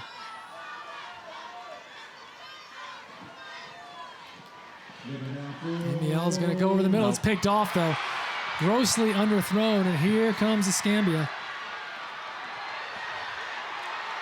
He's Herschel gone. Jefferson, folks, He's with an gone. Gone to the incredible play. house. See you later. House and call. how about that? That's Herschel Jefferson. Picks it off, sticks with it. The game is tied. A chance to take the lead for Escambia. Got a flag after the play. Probably another celebration penalty. And I'm going to tell you right now, I have bragged on MEL Steele all game long. He had Eric Smith Jr. running wide open across the middle of the field, but did not settle. Tried to make the big play.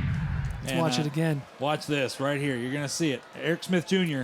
is running across. You can't see it in the picture right there, but wide open. I mean, but he tried to make the big play and be the hero, and there's no sense in that. But once again, he's a young quarterback. He's going to learn from this, but you hope it didn't cost his team the game right here. Well, I don't know. Mr. Jefferson currently has the play of the game. I'll say that. Don't forget this either. That's 2 defensive touchdowns now tonight for Escambia. So the Washington defense has done its job. They've held that Escambia offense to a single score, but that doesn't mean we're not about to be tied at 20, although... Looks like this was not after the play. Dead ball.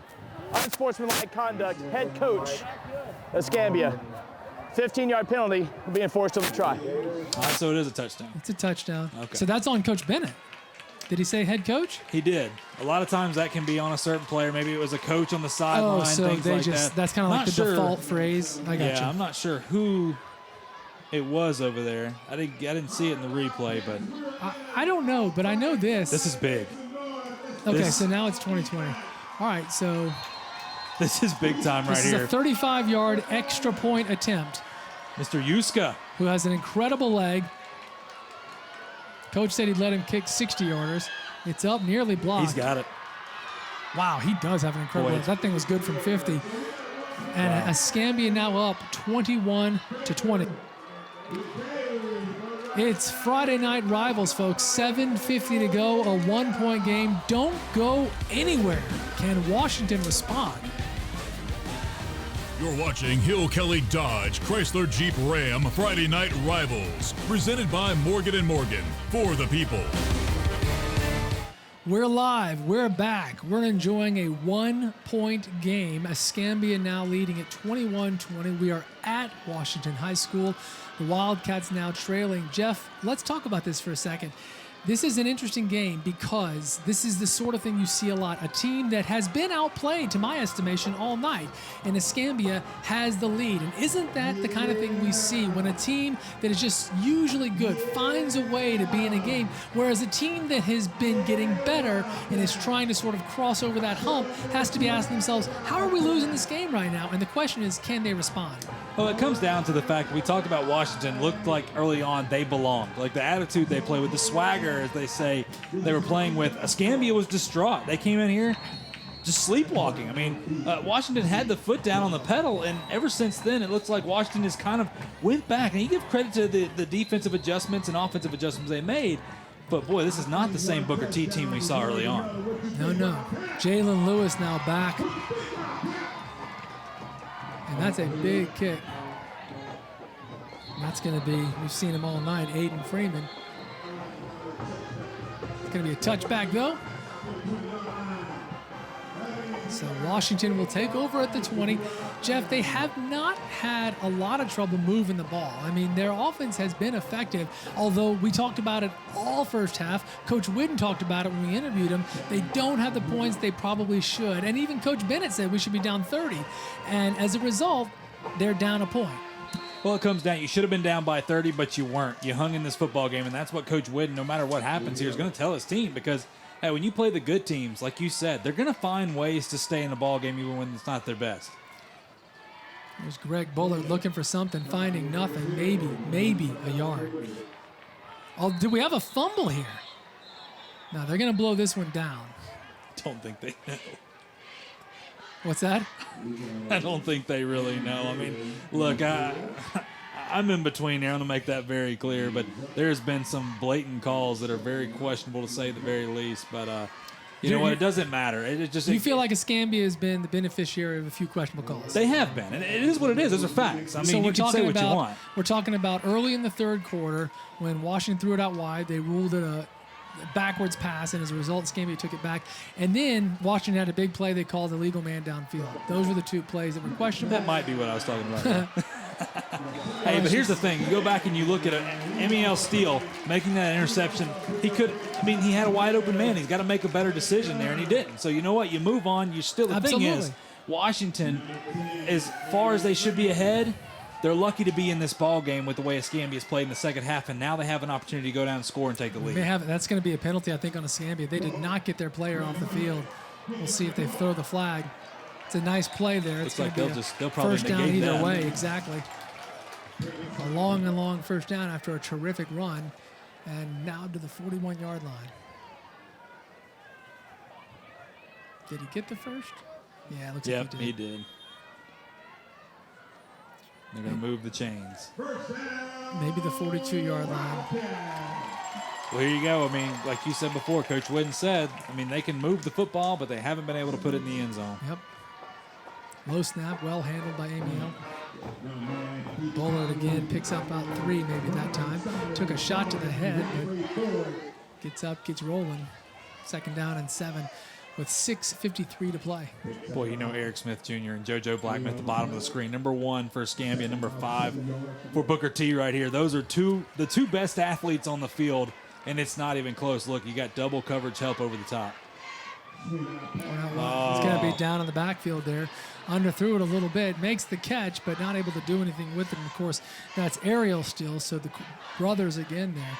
Amiel to Ariel, but not going to be any good because he caught it with his knee on the ground. Well, Amiel, once again, underthrowing the receiver. You gotta get, if you're going to make that long throw, you got to get it out there, young man, and give him an opportunity. He had some open green ahead of him. So now 3rd and 10.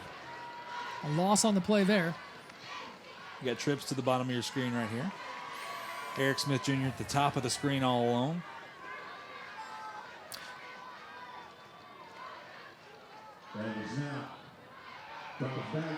Amiel's in some trouble again, and he may just want to unload it. I believe he fumbled I think the he football. did too, but it looks like it may have gotten all the way out of bounds or recovered by Washington. That's a great play. That ball rolled yards from where he was, but it's a huge loss, and now Washington, trailing by a point, will be forced to punt, and Escambia's going to get some good field position. Here's another look. Yeah, this is the difference. Early on, Amiel running around, he was making plays. Things have changed now. This defense is just, look at that again. Wow. Number 6, Tabari Taylor. We talked about him early on. This young man's going to be playing on some Saturdays. And that's the difference in the ballgame. Early on, they got away with that, made plays with his feet, running around. Escambia has closed it down. Once again, great defensive adjustment. High snap over his head, all the way back to the end zone, and still some. He should just kick it. He's not going to, though, and Escambia is going to get it 1st and goal from the 3-yard line. Jeff, when it rains, it pours. Well, I mean, it's as simple as, we've seen bad snaps. And look at this, boy, that says it all. Bad snaps on field goal, and extra points. We've seen some low snaps. We saw a low snap earlier on special teams with a punt. I mean, it comes back to haunt you. We talk about special teams. Coach Whidden, well, he knows how many missed opportunities. It's got to get better. I mean, this is little things. I mean, you're talking about they punt the football, go play defense, and they got an opportunity to get it back. This is just unacceptable. Well, I can tell you right now. So, okay, it happened. If you're Washington, 5:40 to go, you got to be thinking, hold them to a field goal, 4-point game, touchdown takes the lead. Well, the thing is, if you do give up a touchdown here and they kick the extra point, there's still one score away from a tie. That's true. Get your 2-point conversion, 8-point difference. I mean, once again, as bad as Booker T has played, Escambia has played great in the second half. They have. When you look in the first half, it's a matter of halves here. Escambia's dominating here in the second half. Washington looked great in the first half. Boy, oh boy, look at this loaded backfield. Yeah, straight snap there. Does not get into the end zone to about the half-yard line, it looks like. It looks like number 3. I'm not sure if that's number 3 or the number 32, DeCoveney Shine. It's the big back we were talking about earlier. Let's get that jersey rolled up a little bit. So it'll be 2nd and goal from the 2-yard line. It looks like they're going to do it again. Here he comes again. This time he's out wide. And this time he gets in. That's an Ascend performance touchdown. And Escambia now leading at 27. Rather, check that, 28 to 20. 27. 27. 28 coming on the extra Boy, I was point. Here looking it is. and looking. Here we go. Heating, Look at the and big air fella. conditioning. I mean, It's like you can. typically you just let your big fella run straight forward. He said, "Nah, coach, I got a little bit of speed. I'm gonna go to the sideline. I'll get in. Don't worry. Don't worry." All right, so this is a big extra point. We expect them to make it. They have an outstanding field goal kicker in Yuska. If he makes it, they're up 8. It's still a 1-possession game with 5 minutes to go. God, look at the leg. Yeah, he's got an incredible leg and probably an incredible future. I asked Coach Bennett, I said, how far will you let him kick from? He kind of laughed again. He said, 60. I said, 60? He said, absolutely. You can see why. He missed. 28-20 is the score. Can Washington respond? We're going to take a break, folks. Can't wait to find out. Stay with us. You're watching Hill Kelly Dodge Chrysler Jeep Ram Friday Night Rivals, presented by Morgan & Morgan, for the people. We're back. We're glad you're with us. 5:10 to go. And Washington in some trouble. They were leading 13-0 at the half. It felt like it should have been more. They certainly wish it was more. It wasn't. It's been almost all Escambia in the second half, and that's going to be a touchback. Nonetheless, Jeff, all that said, The Wildcats have been able to move the ball tonight. They are currently down a touchdown and a 2-point conversion. If you're Coach Whitten, you just got to keep your team thinking, this ain't over. Let's figure this out. This is exactly the kind of thing that puts them in a position to make the point that they are for real. You want to talk the talk? Well, you know what? Talk is cheap. Finish the job. Let's go out here. You know what? We should have been winning by more. Oh, so what? It's past us at this point. Right now, we're down by 8 with 5 minutes left to a team that went to the state championship last year, and we've proved that we belong on this field. Now just go out and get it. Looked like some movement. Didn't see a flag. And that's Freeman. Had a lot of receptions tonight. For Escambia on defense, just continue to pursue that quarterback. Man, when you break down that pocket, and the offensive line for Washington's done a good job tonight, but when they allow him to be able to run around, they have made some fantastic tackles. That snap drops to the ground, and that cost him some time, and that means a huge defensive play there. That's number 6 for Escambia, Tabari Taylor. What a night he's having as well. And Jeff, I don't know if you saw it, but the snap dropped out of his hand there for a minute. Amiel wasn't able to hold it. He picked it up, but it was too late. Right there. I mean, just the timing. Yeah. It disrupts everything. Sure and does. You better be on cue when you're facing this defense. And Tabari Taylor, told you, he's come on the second half. Big time play right there. 3rd and long now with 4:30 to go. Feels like a very different game. Again. Another dropped snap. That's not a good idea, young man. And that's going to be picked off. Was he in bounds? There is a flag on the play as well.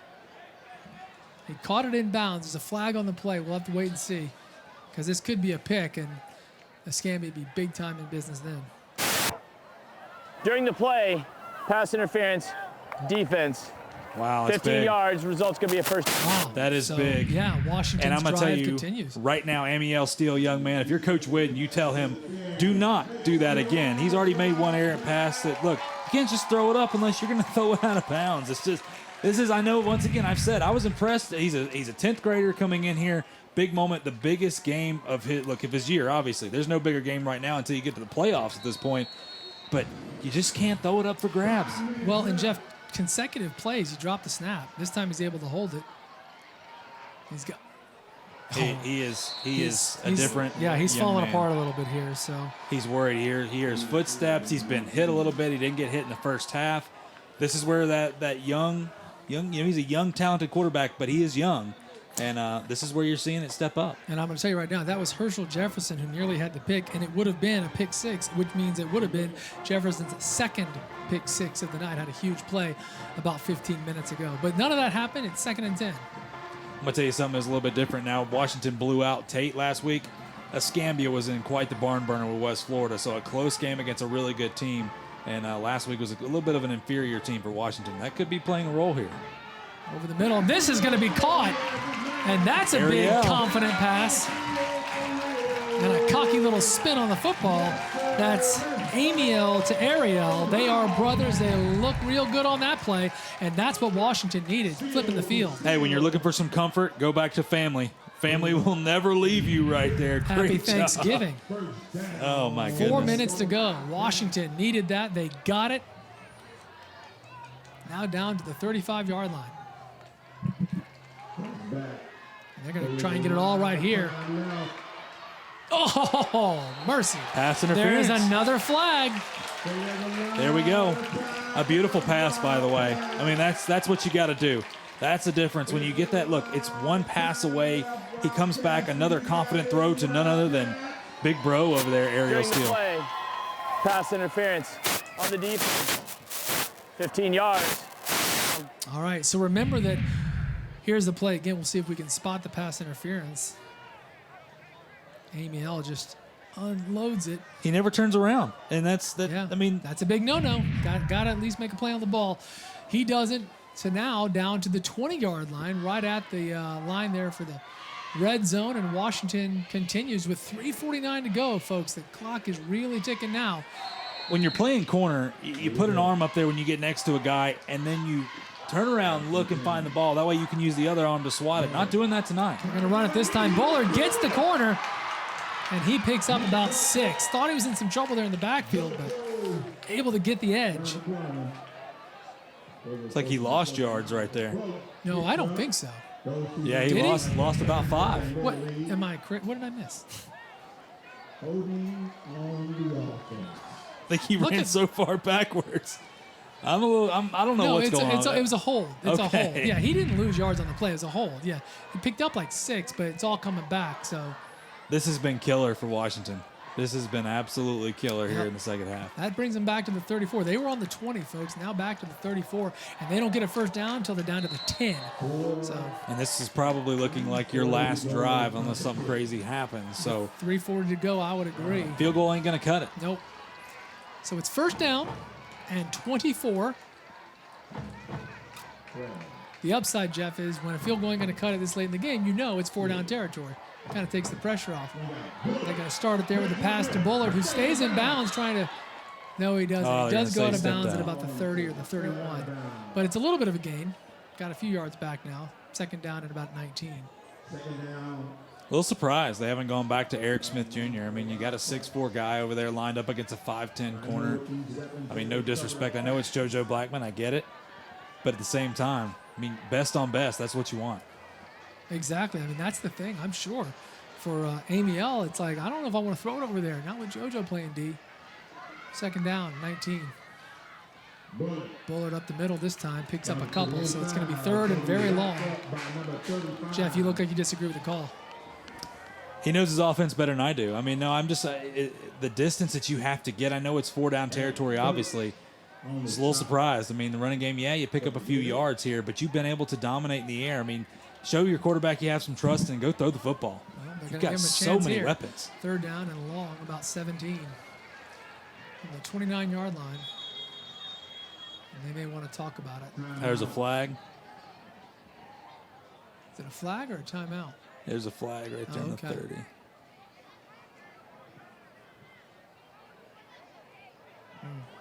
Didn't turn his mic on. No. Gonna go against the Wildcats.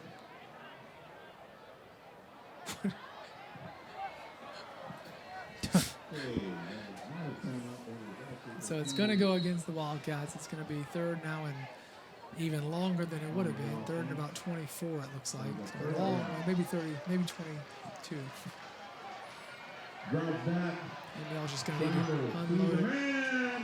Great defensive play right there by Herschel Jefferson. He has had a heck of a night tonight, coming across and using that arm, the opposite arm right there, to swim across to knock the ball away. Perfect timing. I mean, look at this. Watch his trail. He's baiting him. It doesn't get any better than that. Great job by Herschel Jefferson. So it is fourth down and about 25. And I mean, Jeff, I guess they got to go for it, right? I mean, you could punt it. You know, you got 2:55. You got 2 timeouts. I mean, once again, you got a 6'4" receiver. I'm assuming you put 2 guys on him. I don't know. I think maybe if they were on their own side of the field, but they're going to go for it, obviously. Nope. Did he get it? No. Mercy. Knocked away. That is a great pass. A terrific defensive play, but man, what a pass that was. Nearly. Wow. It's tough to pass on JoJo Blackman. I mean, but it was a beautiful ball. Absolutely it was. But it's a turnover on downs as well, and that's going to give Escambia a huge opportunity to close this thing out with a couple of first downs. 2:48 to play. They're up 8. They now have the ball. As you said, Washington has 2 timeouts. And Jeff, regarding the punt or no punt, you know, maybe if Washington's on their own 30, then they have to punt. But because they knew they could throw to the end zone, I think it's worth the risk. Either way, I mean, you can go out there and trust your defense because they have a very opportunistic defense. You got a 6'4", but once again, I believe they should have been attacking Eric Smith Jr. a little bit more. And I know that, look, it's easier said than done. I've been on that side coaching. It's not just, hey, just throw it to this guy like a Madden football game. But a flag here. They've just had so many missed opportunities tonight. Or rather, was that encroachment? I believe that was the encroachment of delay of game. The encroach of game? Yeah, personal foul. Delaychment. Yeah. There you go. Was it really a personal foul? No. Just throwing everything. Don't just say stuff. First down now and 15. right, Wildcat defense got to step up, and that's a good start. Rip it away. Got to rip it away right here, and that's where obviously coach and his squad and Brett Bennett over there, offensive coordinator, is telling those guys, get the football, put two hands, cover it, and just roll. I mean, wherever they want to do with you, that's fine. Play clock at 30, game clock at 2:30. Escambia is going to do their best to roll that thing down. Washington chooses not to use one of their 2 remaining timeouts yet. That's a huge defensive play, a big loss. It'll be 2nd and 19. I think you're going to be able to get one opportunity to get the ball back here. Maybe, if they get a stop. That's a huge way to start it. Can't assume they throw the football. I wouldn't put it past them, but it looks like they're going to call a timeout. Escambia, yep. I was going to say Washington did they? No. Wouldn't have made sense to wait 30 seconds and then call it. But that helps. That's good news for the Wildcats because it bought them about 7 extra seconds. That's how much time was left on the play clock. So with 2:09 to go late in the 4th quarter, Escambia's got the ball in an 8-point lead. That's a good place to be, but they also face 2nd down and about 18, and Washington looking to make a big stop here and find a way to get the ball back maybe with a minute or so to go and try to hope for some home field magic. Got some scores. Navarre over Gulf Breeze 35-21. That is final. Another final. Milton 28-0 over Pace. Wow. Not big surprise. A big surprise tonight is West Florida 31, Pensacola Catholic 0, and is that a Flomaton. Final? That is a final. These are all finals. And Flomaton Catholic 35, Bayside Academy 17, and EA, the Cougars over there, taking down Northview and West Summerford 27-22, and last final, Tate 13, PHS 6. EA, it's in the game. They were in the game tonight. 2nd down now, and very long, about 18. Look at the pass. Look at the zip. It's JoJo Blackman who makes the pass. They're going to call timeout, I'm sure now. Washington does with 2:03 to go. So they saved their timeout moments ago, puts them in a good spot now because it's going to be 3rd and 16. And if they can get another stop here and call timeout, they might get the ball with about a minute and a half, minute 35.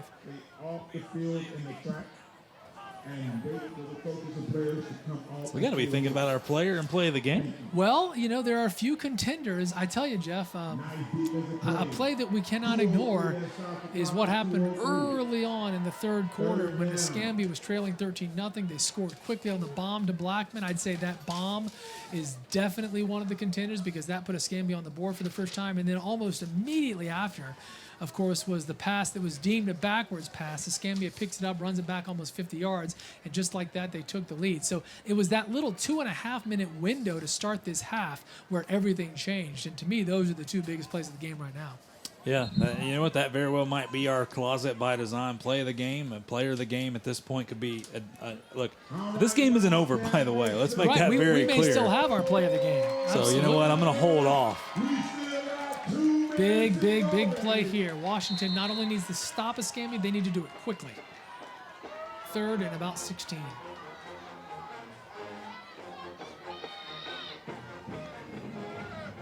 Blackman's going to keep it. He's just going to run out some clock, Tecmo Bowl style. Folks, he gets the edge. There he goes. Able to get some yards back, but not enough. It'll be 4th down and 10. Washington will get the ball.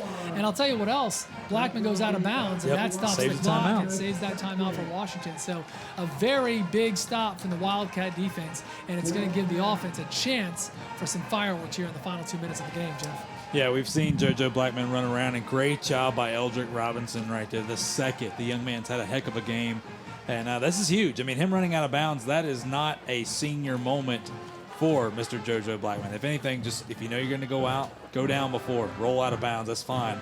But, hey, that's an extra timeout that Booker T will take at this point. Sure will. They're going to get the ball back. Good Low kick. punt, but a good punt. Going to be a nice bounce. It goes out of bounds at about the 24-yard line. So Washington knows what they have to do at this point, Jeff. It's forget about field goals, forget about punting. With a minute 47 to go, down a touchdown and a 2-point conversion with 1 timeout, it's go, go, go, and see what we can do. Yeah, absolutely. This is hey, this is what you want to be. Like you said with Coach Whidden before, he said, I won't know what type of team I have until we face some adversity. Here you go. You're down by 8. The best you can do is tie at this point. And I can tell you right now, they would take that in a heartbeat. This Yes, has they been would. what a game of halves. I mean, you talk about two fantastic teams. No matter the outcome of this game, this is two of the best teams in our area, no doubt about it. What is JoJo Blackman doing out I don't there? know. Twice he's kind of gone to the ground. It's like he's doing a little dance. Looks like he's doing some rolls. I'm not sure what that was. You're hip with the new dance style. Is that something? I won't say what it is, but yeah. Oh, okay. I got you. Well aware. I All right, here we figured you go. would know. Ariel gets hit as he's letting it go. It's not a fumble. It's an incomplete pass. Jeff, it looked like they're trying to just throw the bomb. That surprises me a little bit. Well, Just that kind of been unleash. his go-to, and that's you got a young quarterback who just wants to throw it deep. I think at this point, hey, look, crossing patterns have had some success. He's had some open guys running across the middle. A little surprised that he hasn't looked for that because look, you don't have to get it all back in one play. You got a minute 42 with a timeout left. There's a nice play. That's out to Smith. That's going to be a pickup of almost 10, and he does get out of bounds, which, of course, is a very big deal. Clock stops at 1:37. I did not see Washington take that second timeout. They took it. Because they had two before. They had two. They took one. And they have one left. Well, yeah, I get that. I'm saying, Okay. when did they take it, though? Doesn't matter. Here's Blackman. Gets the edge. Get out of bounds. Gets There out you of go. bounds at the 46-yard line. When Minute I think 30. it was second or third down for Escambia, Washington had a big stop. They called it immediately so that they could get the ball back with as much time as possible. Then they would have had to call their final timeout, but Blackman went out of bounds and saved it for Washington. I believe you. I don't remember, so I Long believe and you. It's long not first there, down. so it happened. And they're going to go All long. right, here we go. And this may be it. Blackman with the pickoff, and That'll do that'll it. probably do it, folks. You got to wonder why they're going for everything here. Look at Blackman. Look at him. He's literally, look at him. What's he doing? What is Washington doing? What is happening? That was bizarre. I didn't know what to say. Well, with a minute 13 to go, it looks like Escambia is going to get out of here with a win. And JoJo Blackman with a very big play, a very big pickoff. And the second week in a row, he makes a defensive play at the end of the game. Might be our player of the game. Let me tell you what, Jeff. I think if you'd have asked me 5 days ago who our player of the game would be, I'd have told you, I'd have bet a lot of money that it'd be Mr. Blackman. He's been impressive. And, Jeff, for the second week in a row, he's made a late-game interception. So he's not only doing it on one side of the field. And people are starting to file out, too. Man, this Wildcat crowd has got to be bummed, Jeff. This really, until the last quarter, even when they were trailing, this felt like Washington's game. And this is what Coach Whitten wants to do, is get over the hump and win these sorts of games. And I'm sure he's going to be looking at that film and thinking about it all night and all week. What did we do? How did we blow this? Well, and once again, it comes down to the quarterback. You know, he's done a great job. They've lived and they died tonight by the quarterback. And look, Amiel Steele's got a bright future. He's just in 10th grade. But at the same time, making some throw, even that throw right there. If you're going to throw that deep ball, throw it toward the sideline where it's only your guy gets a shot at it.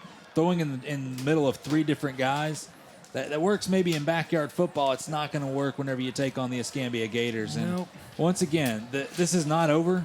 This is not a team. Do not write off the Washington Wildcats. This is week 2. All right, And- this is week 2. They're going to be just fine. Listen, to that point, let me say also, I'm saying, what did Washington do to lose this? Which is not fair to Escambia because they had Yes. to come from behind, and they surely did. They did a heck of a job. They were trailing 13-0 and had almost nothing working in the first half. And Coach Bennett clearly made some adjustments, although don't forget, one very significant adjustment was before halftime when they moved Prim away from the quarterback position, let Blackman run quarterback a little bit, and he got things rolling. Now, Prim moved back to the quarterback position in the second half. They kind of mixed it up a little bit, but that was a big change momentum-wise, and looks like Escambia will not have to have another play. That'll do it. They're going to get out of here with a win, 28-20. And, Jeff, you know the Wildcats are bummed tonight. They had this one in their sights. Yeah, they really did. And for Escambia, like you said, hats off. Look, teams that are this good, and hats off to this coaching staff, by the way, going in and making some adjustments. And the defense just played different. Guys like Tabari Taylor. I mean, these were difference makers for them. Now, we didn't know what the heck we were going to see. They got shut out in the first half. They come up and put out 28 points in the second half. I mean, yeah, you talk about the backwards pass. We can harp on stuff like that, but Washington had every opportunity to take it. They just couldn't pull away, and that's what makes Escambia so great and why Coach Bennett has been coaching for quite some time. Well, and listen, putting up 28 points on a very good Wildcat defense. You know what? Actually, let me take that back. That's not the case because 2 of those scores were defensive touchdowns for Escambia. So in actuality, that Washington defense gave up a couple of touchdowns, not 4.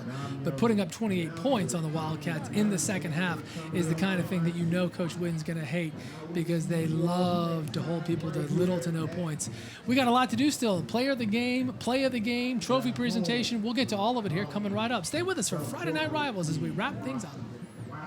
Watching Hill Kelly Dodge Chrysler Jeep Ram Friday Night Rivals, presented by Morgan & Morgan, for the people.